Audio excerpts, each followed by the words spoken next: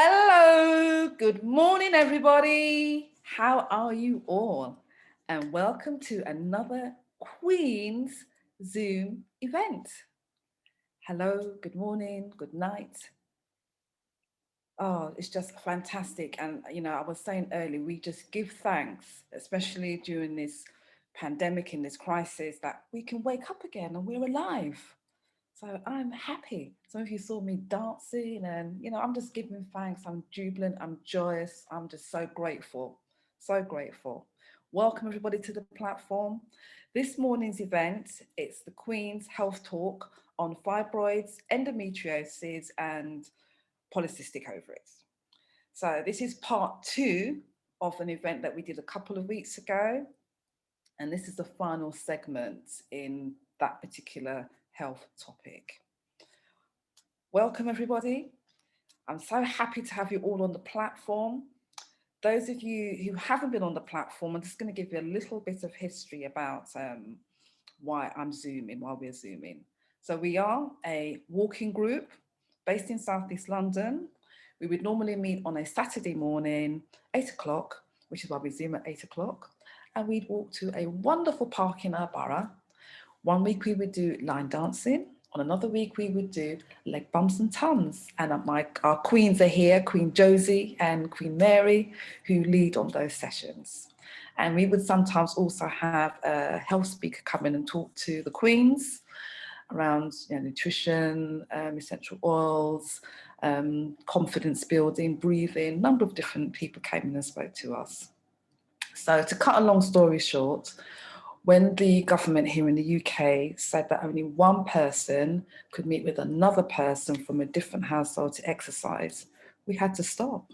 Yeah, we didn't want to, but we had to stop. So I had to think of a way in which I could keep my queens engaged. So I had to learn to Zoom. I had to learn to Zoom pretty quick. And those of you who watched the first Zoom, which was Queens Black Hair Rocks, don't laugh.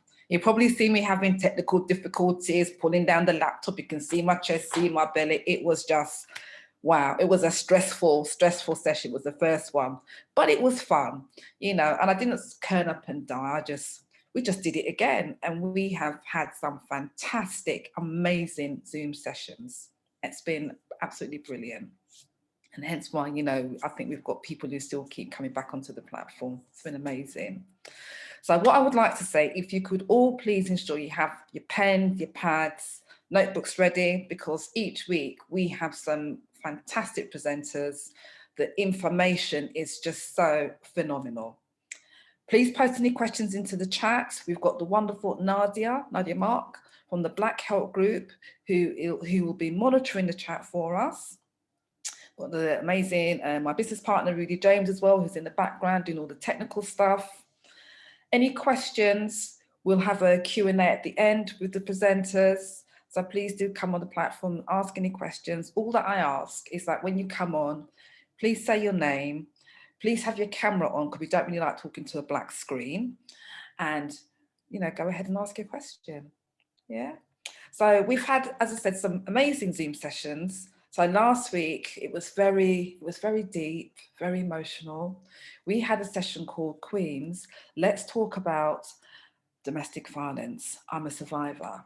And we had some powerful, strong, resilient Black women come onto the platform and talk about their experiences and where you can actually seek help. So hopefully that will be going up onto our YouTube channel in a couple of weeks' time. It was really, oh gosh, I had to be holding it, kind of like holding myself, because when they told their story, it was really deep, very touching. But it showed, how strong we are, how resilient we can be, and how amazing, going through such traumatic experiences, you rise, and you rise again. You can turn the adversity into something really positive. So we've done sessions, Queens, We Ain't Crazy, it's under the menopause, Queens Black Hair Rocks, Queens Stop Eating the Fridge. We've done Queens, done a couple of Black business events. We've done Queens, oh goodness, So many. Done about nutrition.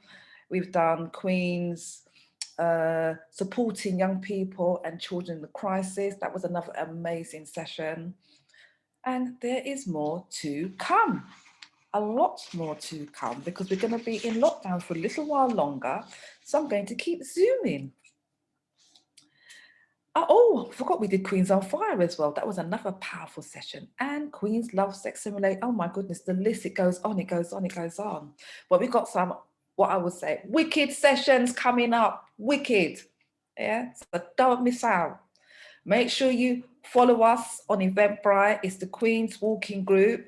So when we launch an event, you'll get an instant notification come through to book your ticket. Yeah.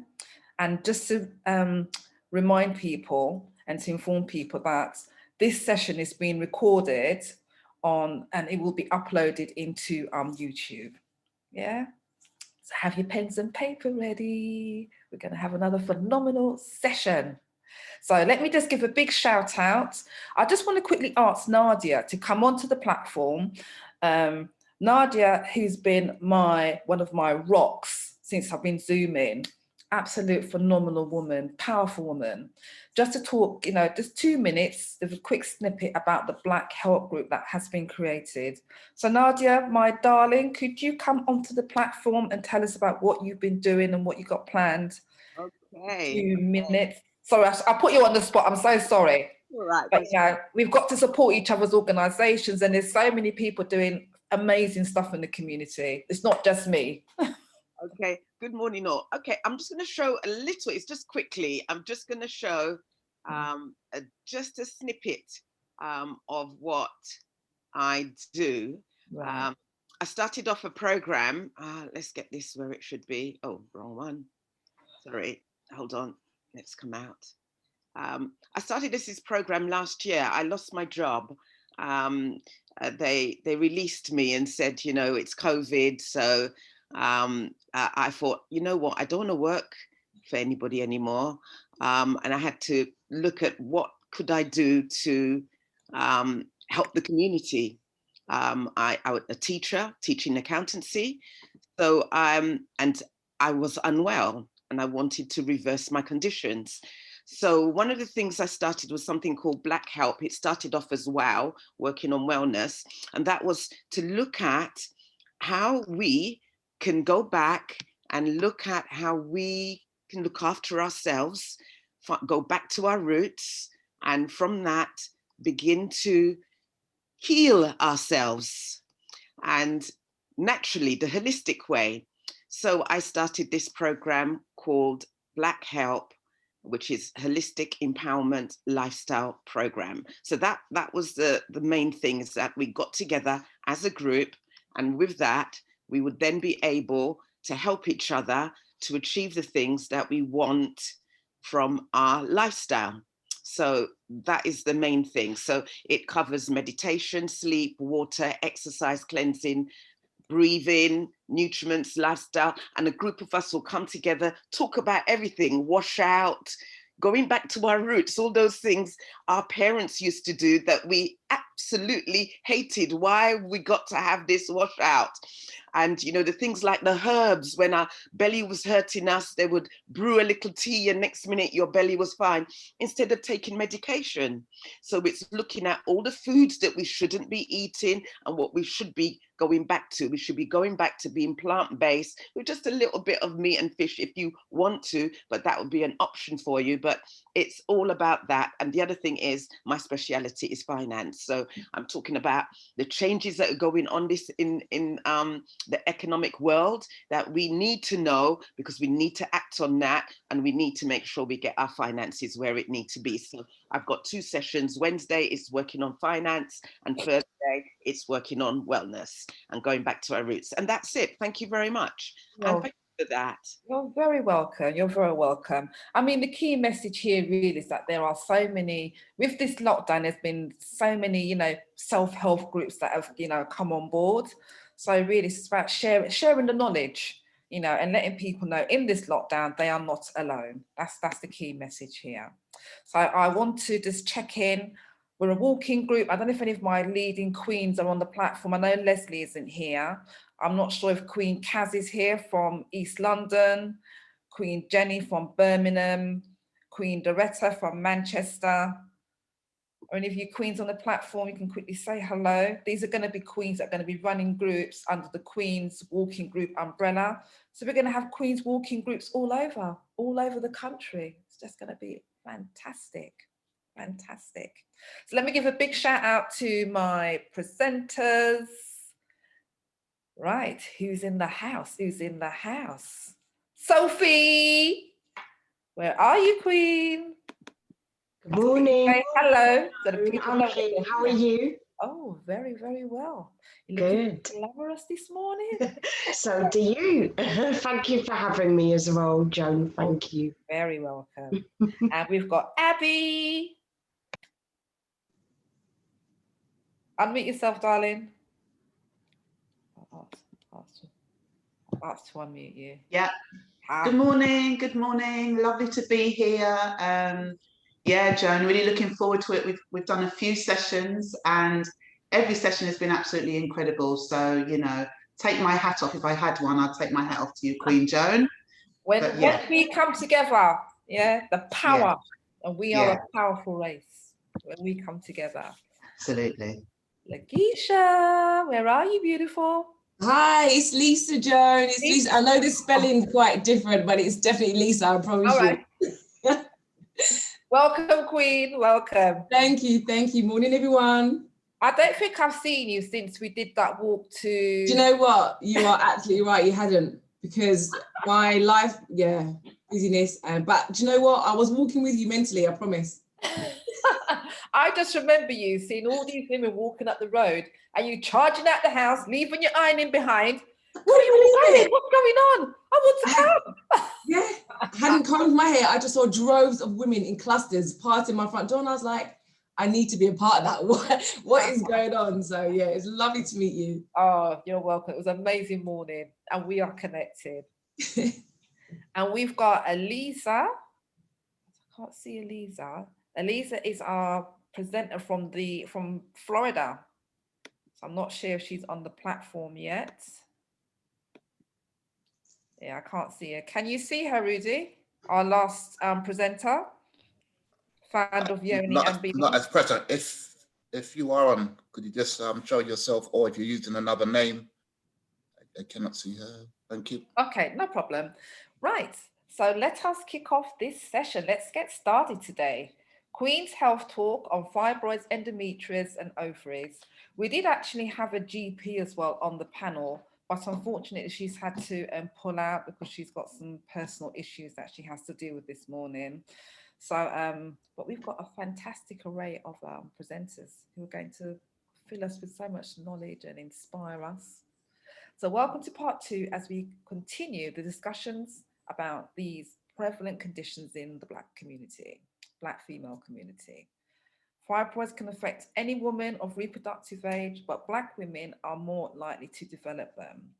Endometriosis is a health problem that many women face, particularly Black women again. And polycystic ovaries, around half of all cases, go undiagnosed, and it can even be worse in Black women.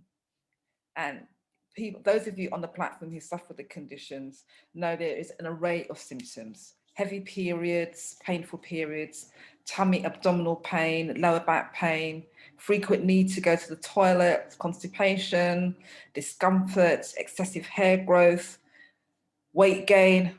The list to a degree is almost endless. So we've got speakers on the platform. We've got the wonderful Sophie K. Davis, who's a natural vlogger and YouTuber. So you can catch, Sophie has her own YouTube channel. She talks about hair and her experience in regards to hair loss. But she also has this condition of fibroids. And I'm so honored to have Sophie on the platform who's going to share her story, her personal story of, you know, what's been happening on the journey and where she is now with her fibroids. So my darling Sophie, where are you, my queen?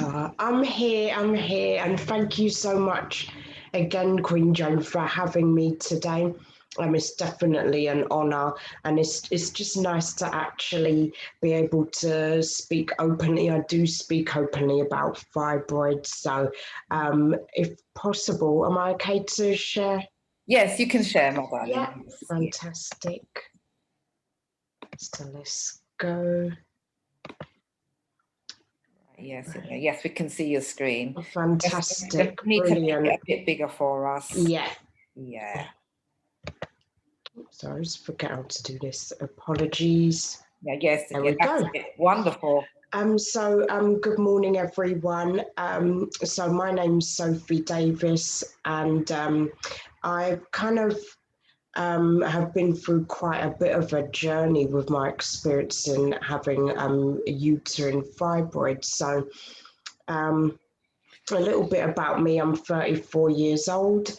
And for me personally, I kind of got to the point where I couldn't actually manage the fibroids anymore. So I have kind of made the decision to actually have them removed. And I'll explain to you why throughout the slideshow. So how it all started. So I basically, I kind of had the signs from like a very early age, actually. So I believe personally that I had fibroids from when I was a child. And I do believe that most women do actually have fibroids, but it just goes undetected, or some are small but some actually grow. In my case, I started showing symptoms from a very early age. I started my period when I was like 10 years old, maybe 10 and a half years old, so very early. I had heavy periods, and not only that, even from when I was a child, I had very sharp pains from like the get-go. It wasn't as if it was a gradual thing. So I thought something wasn't right, but I wouldn't have known because I was a child. So when I actually got into my teens, I literally noticed something, that I had to kind of diet a lot, because a lot of people would say to me, when I was like 19 or 20 years old, they would ask me, come up to me and say, oh, when are you expecting? So it was a case of like, I'd be confused. I was like, why? And I was only like, I'm 5'6", so I'm kind of average height. And not only that, I'm average height, but also when I was like 19 or like early teens, early 20s, my frame was very slim. I am more top heavy, but the rest of me is not very big. So I couldn't grasp why my stomach was always bloated. And I'd be doing like 100 sit-ups a day. My stomach was still it wasn't flat. It wasn't the flattest that it could have been. And people used to mistake me for being pregnant. So one other thing is that I'd suffer really bad fatigue. There were times when I'd be like doing something at home, or just like being at work, and I'd actually just either fall asleep at home during the day and I wouldn't even notice I'd fall asleep, or at work, like I just felt like the need to get up from my desk all the time. And the job that I actually do is office based, but the industry that I'm in kind of requires me to be like on top of my game, kind of thing. So I'd have severe fatigue. And one other thing, actually, I would have to go to the toilet so many times. And I know, as Joan like described those symptoms, I was suffering those exact symptoms. I was always going to the toilet. It was just unbelievable.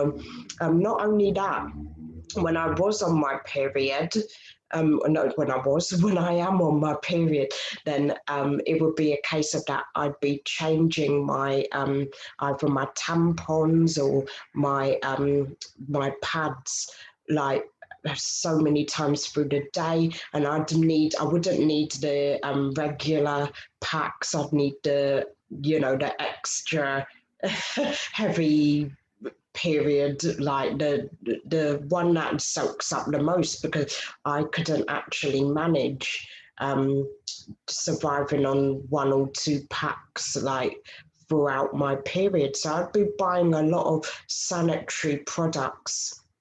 And not only that, I had more urine trips than I did actually going to the toilet going for number 2.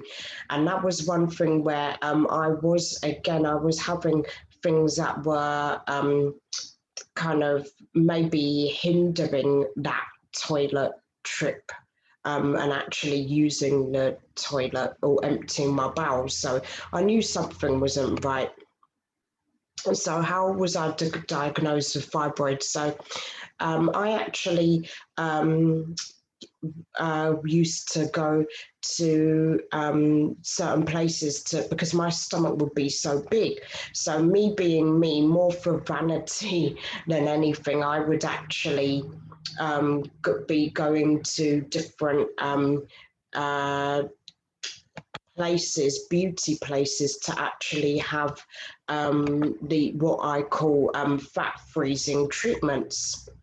So I noticed when I'd have these fat freezing treatments, and it was purely in my stomach, that I would come away like in massive amounts of pain. And I was just like, something's not right here. And that was maybe about 6 years ago that I was having the fat freezing done, because I just had enough of having a bigger stomach than what my body, it was just wrong for my frame, and I knew something wasn't right. So when I had the fat freezing done, then I was just in agony. Sometimes I couldn't even walk like a few yards down the road, and things like that. I just knew something wasn't right. So I went to my doctors and I said to them, I'm in so much pain. It got to the point where I was in hospital a couple of times for the pain. And all they said to me was, oh, it's probably a reaction to the treatment that you're having. And they just prescribed me cocodamol. And that was making it worse. I just ended up with like severe sharp pains, and I just thought that was a reaction to the cocodamol, and you know that it was just something where I shouldn't be taking it. So I stopped taking the cocodamol. I was actually taking Nurofen as well, but it was just making it worse. And I just kept pushing my doctor. I kept saying to them, look, something's not right. So I went for a transvaginal scan, and that was in 2017. So what happened is I thought it was going to be something to do with, I don't know what it was going to be. And that's where I got diagnosed that I had fibroids. And I thought, what is a fibroid? I just thought it was like these little pellet looking things. I didn't realize how you know, they're not serious, but I didn't realize the severity of the fibroids itself. So I'll show you an example from the letter that I received from my GP recently. So I was diagnosed with a uterine fibroids, and they just said to me, the doctor said to me, oh, no, don't worry about it. It'll be fine. Just carry on as you were. And I said, well, no, I'm in pain here. I'm in pain like every single day. Something needs to be done. They said, oh, well, just carry on taking Nurofen. And I just said to them, this isn't correct. Something needs to be done. So the type of fibroid that I have is a pedunculated, if I'm saying it right, pedunculated fibroid, which is, if I can get my screen right here. So my fibroid is on a little stock thing, if they call it that. And then also my fibroid is the size of this, well, I'd say it wouldn't be the size of a watermelon, because that's not kind of accurate. It's more the size of a cantaloupe melon. if anyone knows what that is, it's like a smaller melon, because watermelons are quite massive. So this is the letter that I've recently received, where I've actually pushed the GP and I said, look, I need something done here. I'm in too much pain. I would like something done about it. So this is the letter, and I'll quickly read it. So it says, Sophie, she's 34 years old, with fibroid uterus. Her scan in November 2020. So I went for another transvaginal scan in November 2020, and they said there's a large fundal I got so bad at pronouncing this, pedunculated fibroid measuring 106 by 84 by 86 millimeters. And then the posterior, they actually said that I had 2 fibroids, but I actually have 1. And then it says it measures at 9 millimeters and appears regular. Both ovaries are normal size, and also cyst-free, which is good. And then it says in 2018, there was I don't know if they mean a 7 centimeter pedunculated fibroid was noticed. So back in 2018, it's gone from being 7 centimeters to now 11 centimeters, which I had that confirmed just last week. It's now 11 centimeters, so it's grown quite rapidly. So this is what I've kind of said to them. They've said her belly is increasing and she suffers intermittent pain. I don't have heavy periods anymore, which I'll explain to you in a moment.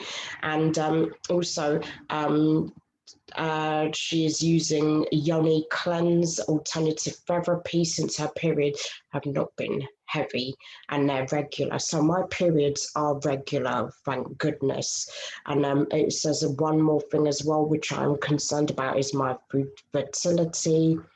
And also, one other thing I was concerned about is actually going into early menopause, which I mean, me being me, I'm new to this, so I don't actually know, what the gist is of how it works. So I've decided to go for a myomectomy, and the reason is because I just find it's a struggle now to actually do my day-to-day normal thing, because I have tried various things. I've tried acupuncture, I've tried all different things. So I've also tried going vegetarian, and I've also tried all different things, but it's actually stopped the pain, but it's not actually stopped the fibroid from growing. So for things that I've done to actually combat the pain. So I gave up being a vegetarian. I was a vegetarian for like 14 years when I was a child, because I wanted to do it for my weight. So I stopped being a vegetarian. Why? Because most of the stuff I was eating as a kid, no child wants normal kind of vegetables, fruits and stuff like that. So I was opting for the more manufactured vegetarian stuff, and I won't name the labels, but those contain soy in it. So I stopped using soy milk, soy sauce, and soy sauce, of course, is one thing we, in my household, being Jamaican, like we grew up putting soy sauce on everything and our meats and stuff to season up. So that was one thing that I kind of put down. I've stopped eating red meat. So I haven't really had red meat because I've been a vegetarian. So that was one thing that I stopped. Pork I don't eat. Pork I don't eat because I won't touch it. And then me and my partner, we don't, due to his religious reasons, we don't eat pork. So that's good for me. I do regular exercising just for the fatigue side, because I noted that when I was actually really slim, which I am still quite a regular size, then even losing weight didn't combat the actual problem. So I do regular detoxing, I do yoni cleansing, which I'll show you in a second. I drink plenty of water. I drink no less than 2 litres a day. I do avoid tinned foods and using plastic, but plastic is used for everything. I avoid chili, unnatural sugars, starchy foods. So I don't eat things like yams, bananas, things that I grew up on. I don't eat those anymore. Why? Because it's just too much starch. I omitted dairy, so I've stopped eating dairy. I take regular multivitamins and perms, deodorants, air fresheners I don't use anymore, and I avoid using the pill.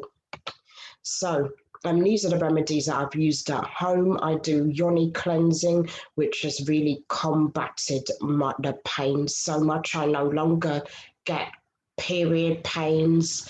So these are the 2 things that I'd highly recommend, and I'll put the links to those after I finish. So I do regular, I drink the fibroid tea every day, and then also with the yoni cleansing, I do that every so often. So that is basically me in a nutshell, and it's just been a bit of a journey, but I am actually excited to having the fibroid removed, because I know that it will set me up for a clean slate, and that I can do things to stop it from growing. And you know, that's just my kind of decision that I made, and I'm happy with that decision, and I can't wait to actually start a new life. So I'll definitely keep you posted on when the operation is, and I'm on the waiting list now for an operation. So that's me. Oh, thank you so much, Sophie. And what a journey it's been for you. Thank you. What a journey. What I wanted to quickly ask you, I've never heard of fat freezing before. What is that? So what it is the fat freezing is like an alternative to liposuction, because I was getting to the point where I was like, I want some lipo. Sorry, that sounds bad. It sounds bad, but I was just so fed up of being like a certain weight and really pouring my energy into exercising, and then my stomach I still looked like I was expecting like something. I was so what the fat freezing does is it permanently freezes, and I use like a machine to freeze in certain areas that are problem areas. So in my case, it was a stomach. So what they do is they use cold kind of like suction machine to freeze the fat permanently in the area. But you do have to kind of keep up with a diet as well. So if it's the case of that you go back to eating what you'd normally eat, then the fat it would just come back again. But in my case, I was actually eating the right food. So that's when I knew there was. And you were exercising as well, weren't you? Yeah, and I still do. And I just couldn't understand. I was like, hang on a minute, how can I be 9 stone? Yeah. And it was getting to the point where I had kind of problems with food more from I was underweight, and that was just scaring me The too much. psychological side kicks in because you get kind of like paranoid, and like your energies and focus is on your stomach area, isn't it? Exactly. I definitely had an eating disorder. And it was something where I was open with my family about that as well. So it wasn't like there's anything kind of new. I had problems, and it was all due to the fibroids. I knew I had it from when I was a kid. It was just probably not as big as it is now. Now, yes. Oh, wow. And fibroid tea, I've never heard of fibroid tea. It's not something that you can see on the shelves, is it? Yeah, that is very difficult to get, actually. So I get that one from Amazon, but I've noticed that a lot of the times when I do get that particular brand, it sells out very fast. They're like about £13 a box, and there's probably only 12 sachets in there. So now that I've been doing the yoni cleansing, then with that tea, then I haven't had to drink it as much. because of the pain suffices. So I do order it every month, but I do drink it, you know, every so, not as regular as I was drinking it, but that's helped massively. And I'll put that link in the chat. Thank you very much for that. And I've just made another note here. I mean, it must be so difficult, like living like this, you know, you're out and about and people think that you're expecting. Yeah, you know, psychological kind of like, you know, implications that kind of like. Yeah, and the thing is, I do love children, and what the main thing is, I want to be a mum someday. So for me, it was like crazy having people say, "Oh, do you want a seat?" and stuff like that, and then it was just like quite deflating. The last time that happened to me was like maybe before the lockdown, because I'd have to travel 4 hours a day for my work. Yeah. So there was a lady that actually shouted to everyone and said, "Oh, everybody, please give this lady," I knew something wasn't right with her anyway, but she said, "Oh, everybody, excuse me, can you give this lady a seat? She's pregnant." I was like, wow. It was just, and that just, I was like, right, I've had enough of this. Something needs to be done. And that's why now I'm on the waiting list to, you know, have it removed. And well, we wish you well with that, and you're going to be hanging around till we get to the end of all the presenters. Definitely. I'm sure our guests on the platform this morning have loads of questions to ask everybody. So thank you very much for sharing your really personal and deep story. But still, you rise. You look absolutely beautiful this morning, Queen. So radiant. So well done you. Well done you. So I'm going to be moving on. Let me just remind everybody, I saw somebody had their hand up. When we get to the end of all the presentations, there'll be an opportunity for guests on the platform to ask questions. So just hold tight. Yes, you'll be able to ask anybody any questions. Please post your questions for now into the chat. And my wonderful co-host Nadia from the Black Help Group is monitoring the chat for me. This session is being recorded for upload onto YouTube. So don't worry if you think you might miss anything. You can watch the replay over and over and over again. Yes, at your leisure. So we're going to be moving on now to Abby Asho, founder of Soul Medicine, author of Nature's Medicine for the Soul, holistic health and lifestyle coach, creator of Empowering You Holistic Health Group, coaching for melanin-rich women. And I know Abby is so excited to be here on the platform. I am indeed. It is wonderful to be here. Can I just say, Joan, myself and Lisa, I'm going to we're presenting together. So if she can be taken off mute and you can do a wonderful introduction, which I'm sure to her, then we'll get going. Yes. Thank you for that. Leisha is also Leisha Kelly, CEO and founder of Leisha Blake handcrafted natural and organic skincare products. So having battled for decades with reproduction health issues, including ovarian cysts, fibroids, and much more, and fueled by her dream of becoming a mother, Leisha was determined to restore her reproductive health naturally. And doing things natural is always the best way. So by sharing her personal story of her own experience, lifestyle changes, and exploration of holistic health and wellness, Leisha's aim is to bring awareness to support other women making informed decisions about their reproductive health. Over to you, my queens. Thank you, Joan. Hi, everyone. Good morning and welcome to this webinar. As Abby mentioned, my name is Lisa Kelly, and I'm going to kickstart our presentation just by sharing my own personal experiences of having fibroids. But what I'm going to do, in order to provide you guys with some context, I'm going to take you on a little journey. All right. So I'm in my early 20s and I'm experiencing abdominal pain and cramping, particularly at certain times in my cycle. Lisa, sorry to interrupt you, my dear. I was going to let me share the screen to start the presentation. Oh, okay. Sorry, that would be useful, wouldn't it? Give me 1 sec and then we will get going. I'm just gonna find where we are. Bear with me, everyone. Let's get this back to the beginning and then we shall kick off. Pull you up there. So whilst you're doing that, Abby, I was just going to say to Sophie, I can so resonate with so much that she said in her presentation. I was sitting there just like, yeah.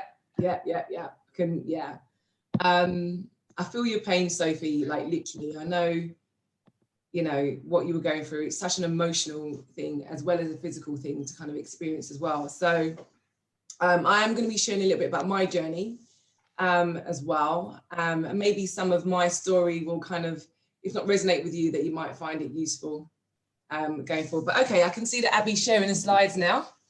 So this is Abby and I, everyone. And our presentation today is going to be on the sort of holistic approach to managing fibroids. So yeah, as Abby, do you want to just go to the next slide for us? Okay, so I'm just going to kickstart my journey. I'll try and keep it brief. So where was I? So I'm in my early 20s, just to give you guys a bit of a picture. And I'm experiencing abdominal pain and cramping, particularly at certain times in my cycle. I visit my GP and he advises me at the time that it's likely I'm going to have like a little cyst on my ovary. So I should give it around 6 weeks or so to see if the symptoms subside because they can disperse. So he made it sound all so trivial. So me being the young, fun-loving person that I was, I pretty much got on with my life and just ignored the symptoms until there was one day I was actually walking along Lewisham, walking along the street in Lewisham. And I realized that as I was walking, I could feel something moving with every step that I took. When I sat down, I was getting sharp pain similar to Sophie and a lot of discomfort. So I went back to see my GP and he referred me to see a gynecologist. So I had an ultrasound scan with a gynecologist, similar to what Sophie had said. And at that point, I was told that I had a cyst the size of a grapefruit, like that, on my ovaries. If you can imagine your ovaries probably about that big, you know, I had a cyst the size of a grapefruit. So I was, of course, very shocked with the news, but being who I was, I proceeded to ask ask for my prescription. He kind of paused and responded with like, Miss Kelly, you require surgery. So I had a laparotomy, which is open surgery. So it's similar to a C-section. And that's what I had to remove the cyst. So it was about a year or so later, and I was having similar symptoms again. And so I was referred to another gynecologist and had a further ultrasound scan. And that showed that I'd grown another whopper of a cyst on my ovary, similar size as before. And again, I was told that I required surgery. I'd asked at the time, like, what's causing these growths? Like, you know, surgery can't always be an option. And I pretty much got the equivalent to a sort of shrug shoulders. So I said to my GP, you know what? This time I'm going to seek alternative therapies. He kind of gave me that, you know, look of pity and was like, I tell you what, I'll book the surgery for you. And in the meantime, you can go and look into alternative therapies. So I found a Chinese medicine practitioner local to where I lived. And I signed up to a course of treatment, which included mainly herbs and acupuncture. And I made the teas with the herbs as instructed, but I had to brace myself to drink them. The herbs smelled so bad and they tasted so awful, but I persevered. And as advised, I eliminated dairy from my diet as well, because he said that it was the dairy that was causing inflammation, which was the cause of the fibroids. So I had about 6 to 8 weeks of taking the Chinese medicines prior to my surgery that was booked. And on the day, or before the surgery, the consultant carried out a ultrasound just to check to see how the cyst was progressing. So she was just there, she was scanning and scanning for ages. And then eventually she sort of said, oh. So I just sat there while I laid there thinking, oh, geez, like, what does O mean? Have I grown like 3 more of these cysts? So she's there swiping a bit more, a few more times. And then she said, there's nothing there.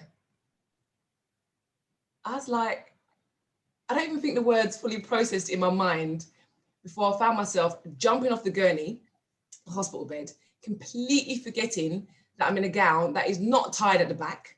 Give this poor woman full view of my butt as I climb off this gurney, and I begin to flee out of the room, shouting over my shoulders, "It was the Chinese herbs." I was just like so excited, you know? And I think that was like the real turning point for me in my life.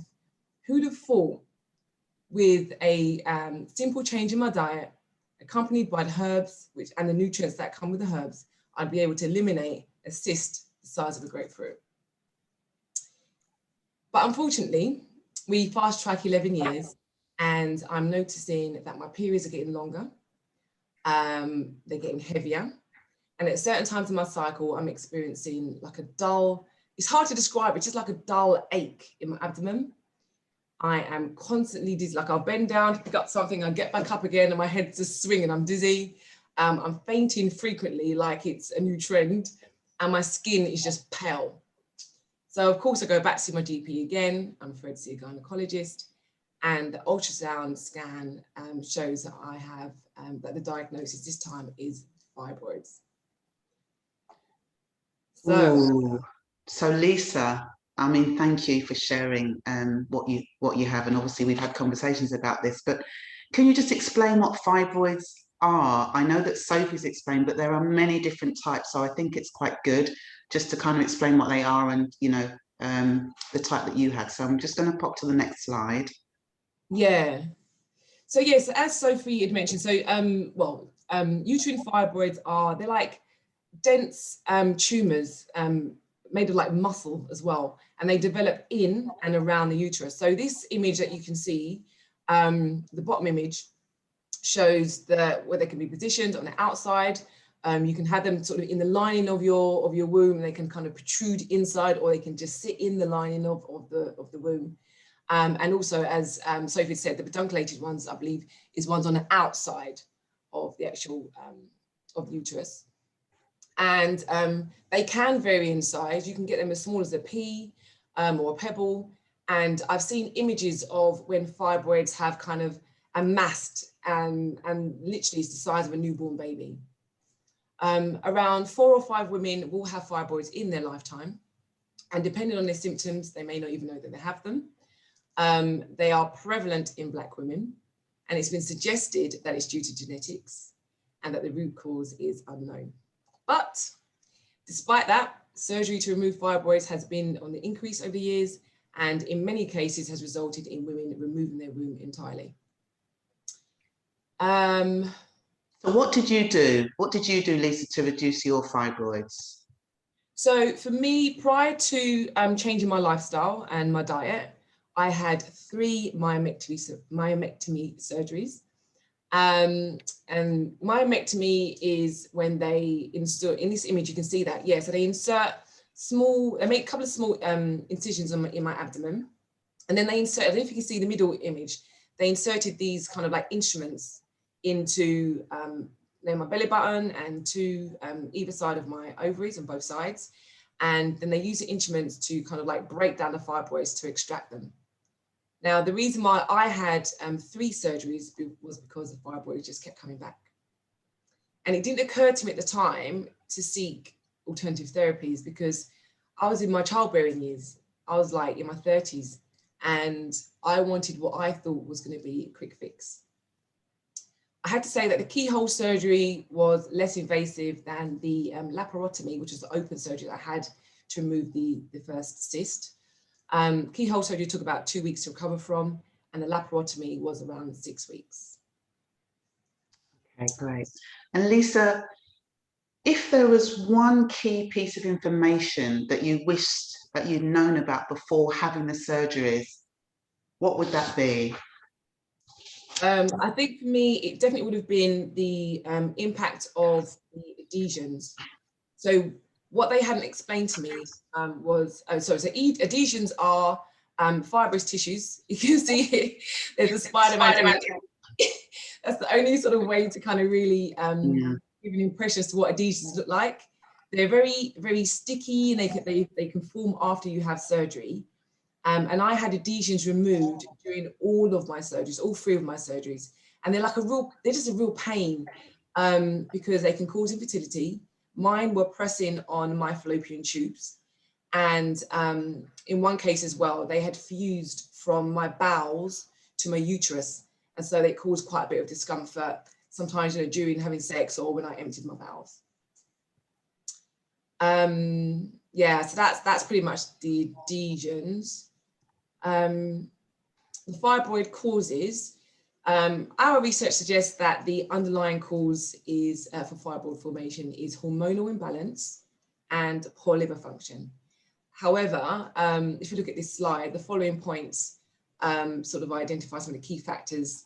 As mentioned, we have, I think I've touched on genetics, but you've also got here estrogen dominance, stress, an unhealthy lifestyle, and the environment. So for us, all of these, as in for us, Abby and I have done quite a bit of research, but we feel that these are sort of like the key components to kind of what causes fibroids. So yeah, Abby, should I hand over to you? Do you want to just take us through estrogen dominance? I will indeed. Thanks, Lisa.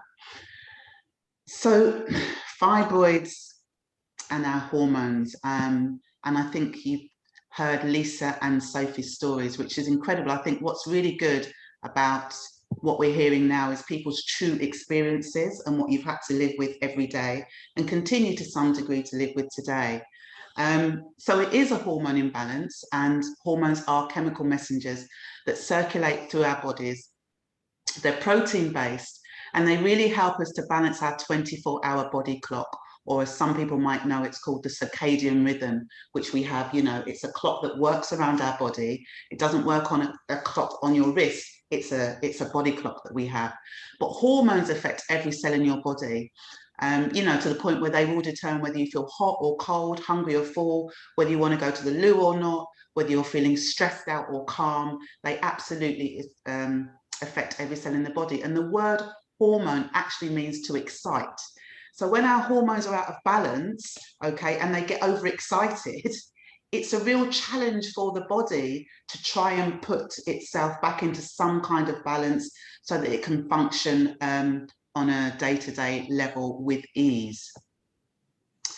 And some of the estrogen dominant symptoms that you may have heard or not heard about before are very much caused by stress.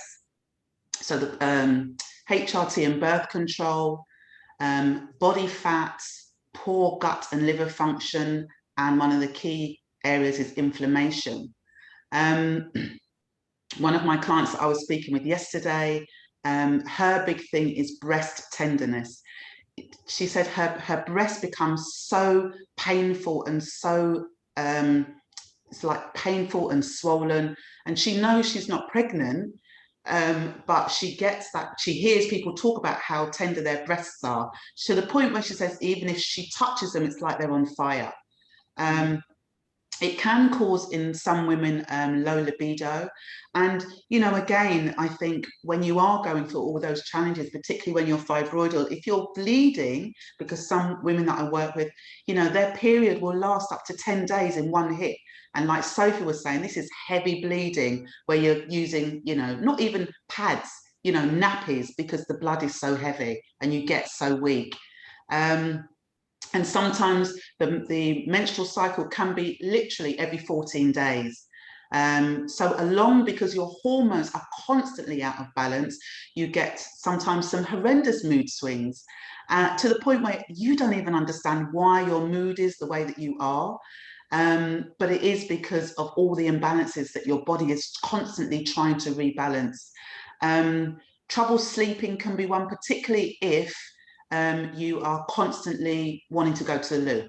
If you're constantly urinating because of where your fibroid is and it's obviously pressing on your bladder, then you're up, which means that you are then constantly having to go through broken sleep.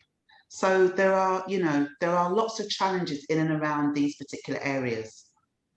Abby, you just touched on a conversation you had with one of your clients yesterday. Yeah. But in terms of some of the women that you've worked with over the last couple of years, like what are some of the symptoms that they've highlighted to you? You know, interestingly enough, and I haven't actually got it down here, but I think the biggest thing that we forget about is the emotional trauma, the emotional impact it has on your mind on a daily basis.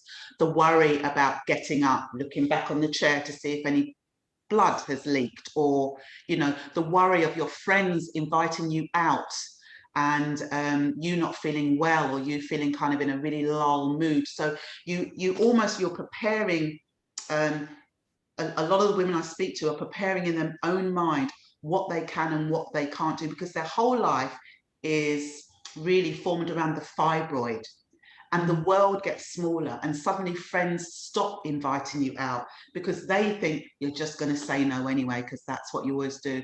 And you stop sharing that experience because you think people don't want to hear about it anymore because it's not their problem. And suddenly you're kind of locked in this emotional fibroid prison in the mind. So that, I think, is really, really challenging for women. And I think platforms like this, where Joan's, you know, given the opportunity to talk like this, yourself, Sophie, and share this, other women can almost like exhale and say, yeah, that's me, that's what I'm struggling from. So I think the emotional stress is not spoken about enough. I think it's almost buried, and it's almost as if, well, you know, this is me, I've just got to get on with it. But that obviously has its own impacts, definitely so. Yeah, I definitely agree with everything you just said. Yeah, absolutely. Great question. Thanks for asking. So I want to touch on a bit about understanding the power of your cellular health.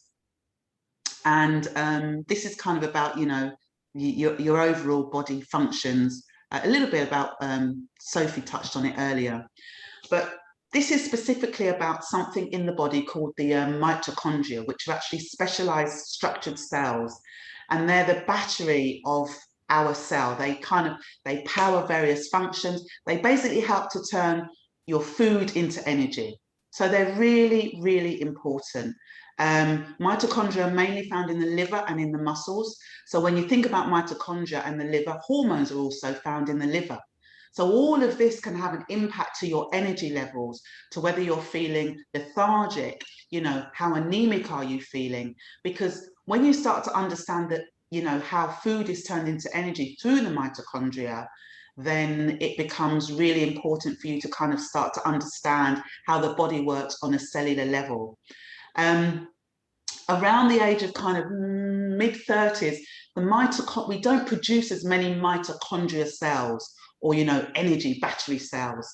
So we have to start really thinking about our diet, our food, our water intake, some of the stuff that Sophie touched on earlier, you know, because our body hormonally starts to change over a period of time. So when you're aware of those changes and you're aware of the mitochondria, you may start to feel more tired, and you just put it down to the fibroids. But it's a double whammy, because even if you haven't got fibroids, there is going to be an effect that the mitochondria has in the body, because you won't be producing as many. But when you are fibroidal, or maybe endometriosis or polycystic ovaries, but we're talking about fibroids specifically, that's going to be a double whammy hit for you. So your diet, your water intake, your hydration is going to be absolutely key. One of the things that actually boosts your mitochondria is cardio exercise. Now, I know for many women, when you're in the throes of fibroids, when you're kind of, you know, in that heavy blood period time, that is not something that you want to do. But one thing that Sophie mentioned, and I know Lisa's keen on as well, is you can exercise in and around that. And there are different ways that you can do that that kind of suit you. So it's just one of those areas to share, which I think has become a little bit more talked about over the years. So Lisa and I think are going to share this slide. It's very much about hydration, and we've touched on it before, you know, drinking plenty of water. Sophie touched on the tea, you know, and kind of the lemon cleansing, but the brain is actually 80% water. So really, really important to stop that dehydration. You've got to hydrate yourself. So talk about a couple of the things that you do, Lisa. Yeah, so I try to, I love, well, I love drinking water, but I find that some people tend not to like it so much so I will kind of put a lot of fruit in my water. I infuse it. In the mornings, I do have water with lemon in it. Tend to kind of peel the rind though, because a lot of fruit nowadays have herbicides and pesticides on it. So the last thing I'm going to be doing is just slicing it straight into my glass, into my cup, and letting all those kind of pesticides soak into my water. So I'll peel it first. But I also add, particularly nearer to the time of my cycle, I would have add, you can get like iron sachets, liquid sachets, just to kind of help my body to, you know, with my iron levels, as that will support you in bleeding less. Wonderful, thanks. So the next slide, I'm going to hand back over to you. Yeah, so definitely I would suggest to eat a very balanced diet if you want to sort of achieve hormone balance. I would definitely recommend that you avoid inflammatory foods, which are high in sugars and lots of alcohol, as well as estrogenic foods as well. So there's different food types. Sophie had touched on soya, which is definitely one of those. Avoid eating soya if you have got fibroids. But also there's sort of meats and dairies nowadays that will have hormones added to them. So try to avoid that. I mean, I don't eat either.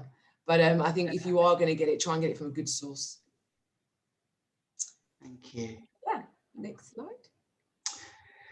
Okay, so the importance of antioxidants and free radicals. So antioxidants are your best friends. They bring oxygen into your cells, they protect your cells against becoming unhealthy. And there are a whole range of foods that you can eat. So, you know, many of your fruits and veg that are full of antioxidants. Again, a little bit like Lisa was saying, be careful, you know, where possible. I know it's a bit more expensive, but where you can buy organic, because you don't get the toxicity, you know, in the fruits or in the vegetables, etc. So where you can do that, it really does help your diet. But what you're really wanting to do is you want to protect the body against cells becoming damaged. And the way that the cells become damaged is by the free radicals. So you have two cells and they're like, you know, chatting together, talking to each other, really, really happy in life, everything's hunky-dory. And suddenly one cell decides, I've had enough of this, I'm going rogue, breaks away from the other cell. So when that cell goes rogue, what it does is it proliferates and it grows. But because it's not communicating with the good cells anymore, that cell becomes oxidized and damaged. So now its job is to get in there and damage as many of your cells as possible. So it attacks your healthy cells, and what they end up doing is shortening their lifespan. So that's why antioxidants that you get through your fruits, through your vegetables, are so, so important, because particularly when you've got fibroids and you're challenging and your body's fighting against so many other things, what you want to do is make sure that you elongate your life, the lifespan of your cells. So make sure that you are flooding your body with antioxidants, because that will reduce the not so friendly ones, which are your free radicals. Should we just chuck a little golden nugget in there, Abby, just to say as well, it makes your skin look younger. Yes, yes, absolutely. You know, us melanin-rich sisters and brothers, you know, we're all about the young skin anyway, but absolutely. Some of the challenges, thank you, Lisa, that you get or that we see with people outside of our melanin-rich skin is, you know, we can all see somebody that is the same age as us, yet they look 10 years older than us. And so when the body is lacking in antioxidants, or the cells have become, you know, oxygen starved, then yeah, the skin kind of dries up, it wrinkles much quicker, it gets much, much drier. So yeah, all of these things are wonderful to keep our skin looking young and healthy, which is what we love. Great golden nugget, Liz, thank you. Okay, so we're going to share this slide actually. We're going to talk a little bit about endocrine disruptors. So Lisa, I'm going to hand over to you and I'll come back and I'll talk a little bit about stuff in the home. Okay, yeah, so as I touched on before, about xenoestrogens, they're pretty much found in everyday products. They mimic your body's natural hormones and they cause estrogen dominance. So as you can see in this slide, there's different sort of xenoestrogens are in different things. So for example, makeup, we've got parabens in makeup. What isn't actually on this slide, which we forgot to add, Abby, is hair relaxers, and I think Sophie touched on it. So the chemicals in hair relaxers and, you know, hair gels, they're all endocrine disruptors. Abby, do you want to just cover, I'm stealing the whole entire slide. Do you want to cover off a couple? Yeah, sure, no problem. So if we just take what we use in the home, for instance, so it has been proven that 68% of what we use in our homes on a daily basis are full of Xenoestrogens and endocrine disruptors because they're highly toxic. So even things like, you know, fairy washing up liquid, if you look at some of the ingredients, and many of us would have been brought up, wouldn't we, on that advert, you know, with fairy liquid, you know, and you don't think about it. But when you look at some of the ingredients, they have changed it in the last 5 years, admittedly, but there's still some naughties in there. They are Xenoestrogens. They are not particularly helpful. You know, the sprays, the bleaches, some of the things that we use every day that we're inhaling, we're breathing in those toxins, which are going to have an effect on not only our hormones, but on our cellular health, which will affect the fibroids.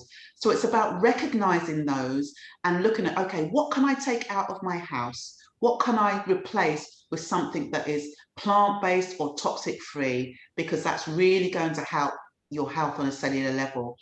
As you can see from the picture, you know, so much of that, in fact, so much of the food that we eat is sprayed with herbicides and pesticides. And I'm not going to go too deeply into it, but there's something called glyphosate. Look it up if you get a chance. It's horrendous. It was brought in the mid-1970s. And even when you wash your fruit and veg, it's in the fruit and veg, you can't get it off. So we're absorbing that without even realizing it. Hence, I was talking about where possible, even though it's more expensive, you can buy organic, it's much better for the system. So it's just about being aware. And I think Sophie touched on plastics.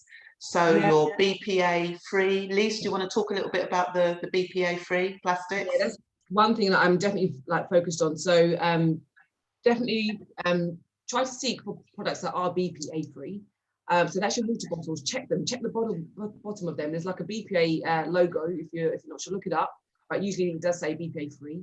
And also for anyone who uses I don't know, like microwaves, avoid heating your food up in plastic containers. I know sometimes, particularly in the Caribbean, in Caribbean families, we tend to kind of have a, I don't know, like an ice cream container or some kind of container that we want to just reuse. Just make sure these things are BPA free before you use them to heat your food up in them. Lovely, thank you. Okay, so why is sleep so important? When we sleep, when we deep sleep, when we rest, that is the time that the body is in healing mode. So we really do need to ensure that we're getting a good night's sleep where possible. I know that's not always possible, but it really does improve your cognitive function. When you don't sleep well, your reaction, so your cognitive reaction is always going to be around 25 seconds poorer than when you've had a good night's sleep, which means, you know, if you're driving, you've got to slam your brakes on for something, your reaction is going to be slower. It's the time when the body helps to repair the immune system. So if there's been any damage, particularly because a lot of people that suffer from fibroids are anemic, you know, you're low in iron. So your immune system tends to be compromised more so than somebody that might not have that same condition. And as I mentioned, it's about body repair. So, you know, the phones, you can see the lady's got the phone there. She's thinking, oh, I can't get sleep, look at the phone. Well, as soon as you look at that blue screen, it's like it's 12 o'clock during the day. Yeah, that's what your body clock is believing. So what? You're awake. Yeah, and those electromagnetic frequencies are going to be affecting your patterns, which I'm not going to go into in detail now, but Lisa and I are going to be talking about our course at the end of it, where we talk about it a bit more. So please just make sure, you know, that you've got none of these gadgets in the room, or they're as far away as possible. You've got it on flight mode, or you've got it switched off. You know, your rooms are blackened out and dark, just so that you can get as good a night's sleep as you possibly can, particularly if you are waking up and you've got to go to the loo anyway. You want to be able to get back into bed, calm the body. So one of the other things that I found has helped some of the ladies that I work with is when you do wake up, and you try and get back to sleep, stuff starts racing back in your mind, what you've got to do for work, what you've got to do the next day. So one of the ways that you can help yourself alleviate that is just by practicing some deep breathing. Yeah, some really deep diaphragmatic breathing. So I talk about this a lot, not from the chest, not short breath, right down here from your from the gut. You know, 4 or 5 deep breaths in, breathing in for up to 5, releasing for down to 5, and telling yourself, I'm calm, I'm relaxed, I'm getting back to sleep. These words, before you know it, it doesn't happen overnight, but if you're consistent with it, before you get to the 5th breath, you're back in sleep mode. So it's just something that you can practice that will help you, or has helped people that I've worked with. Oops, going on too quickly here, blah, blah, blah. Where am I going? Okay, so Lisa and I, we actually met a couple of years ago, or we met through essential oils, and we both had a love of oils, and Lisa's going to talk a little bit about her products that she has created. But these are some of the oils that Lisa has been using. So what I was going to do, Lisa, is if you can just talk a little bit about how you've used these to help you from a fibroidal point of view, then I can talk about some of the benefits of the oils. Yeah, definitely. So, okay, if I start on the top row, far right, that's lemon. And as I mentioned earlier on, I will infuse my water with lemon. So I can either use lemons, or sometimes I put a couple of drops of the lemon essential oils into the water. And we know sort of like lemon's really great for kind of kickstarting your metabolism and reducing inflammation. And juniper berry, that one's really good for sort of like cleansing, detoxing your liver. So what I do normally as well is I mix all of the essential oils. We have to mix them with a carrier oil. You can use anything from, you know, sweet almond oil, even olive oil. And I will just put a couple of drops, sometimes I'm lazy, pour a bit in my hand, bit of the carrier oil into the palm of my hand, and add a drop of the essential oil. Give it a mix, and I rub that and place it onto my feet, kind of massage it into my feet, because the soles of our feet have got the largest pores, so it's really great for absorbing the essential oils.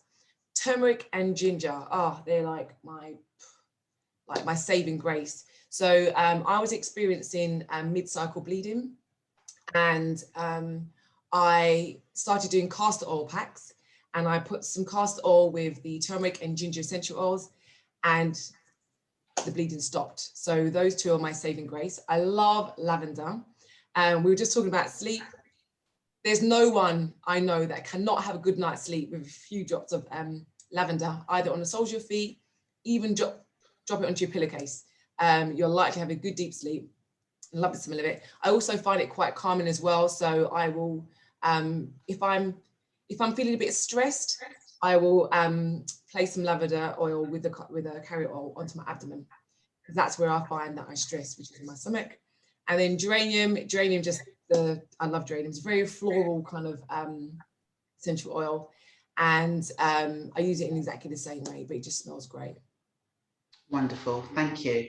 So we picked these oils, and we're talking specifically about doTERRA essential oils, many of which, because they're tested 5 times for their purity, well, 8 times in total, but 5 key tests for their purity. So many of these oils, in fact, every single oil on this slide, if you choose to, you could actually put 1 drop in water and take internally, if you choose to.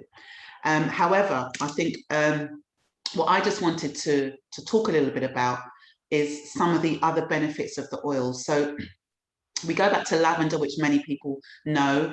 The reason why lavender is so powerful is lavender has the power to reduce the cortisol level in the body, which is the stress hormone.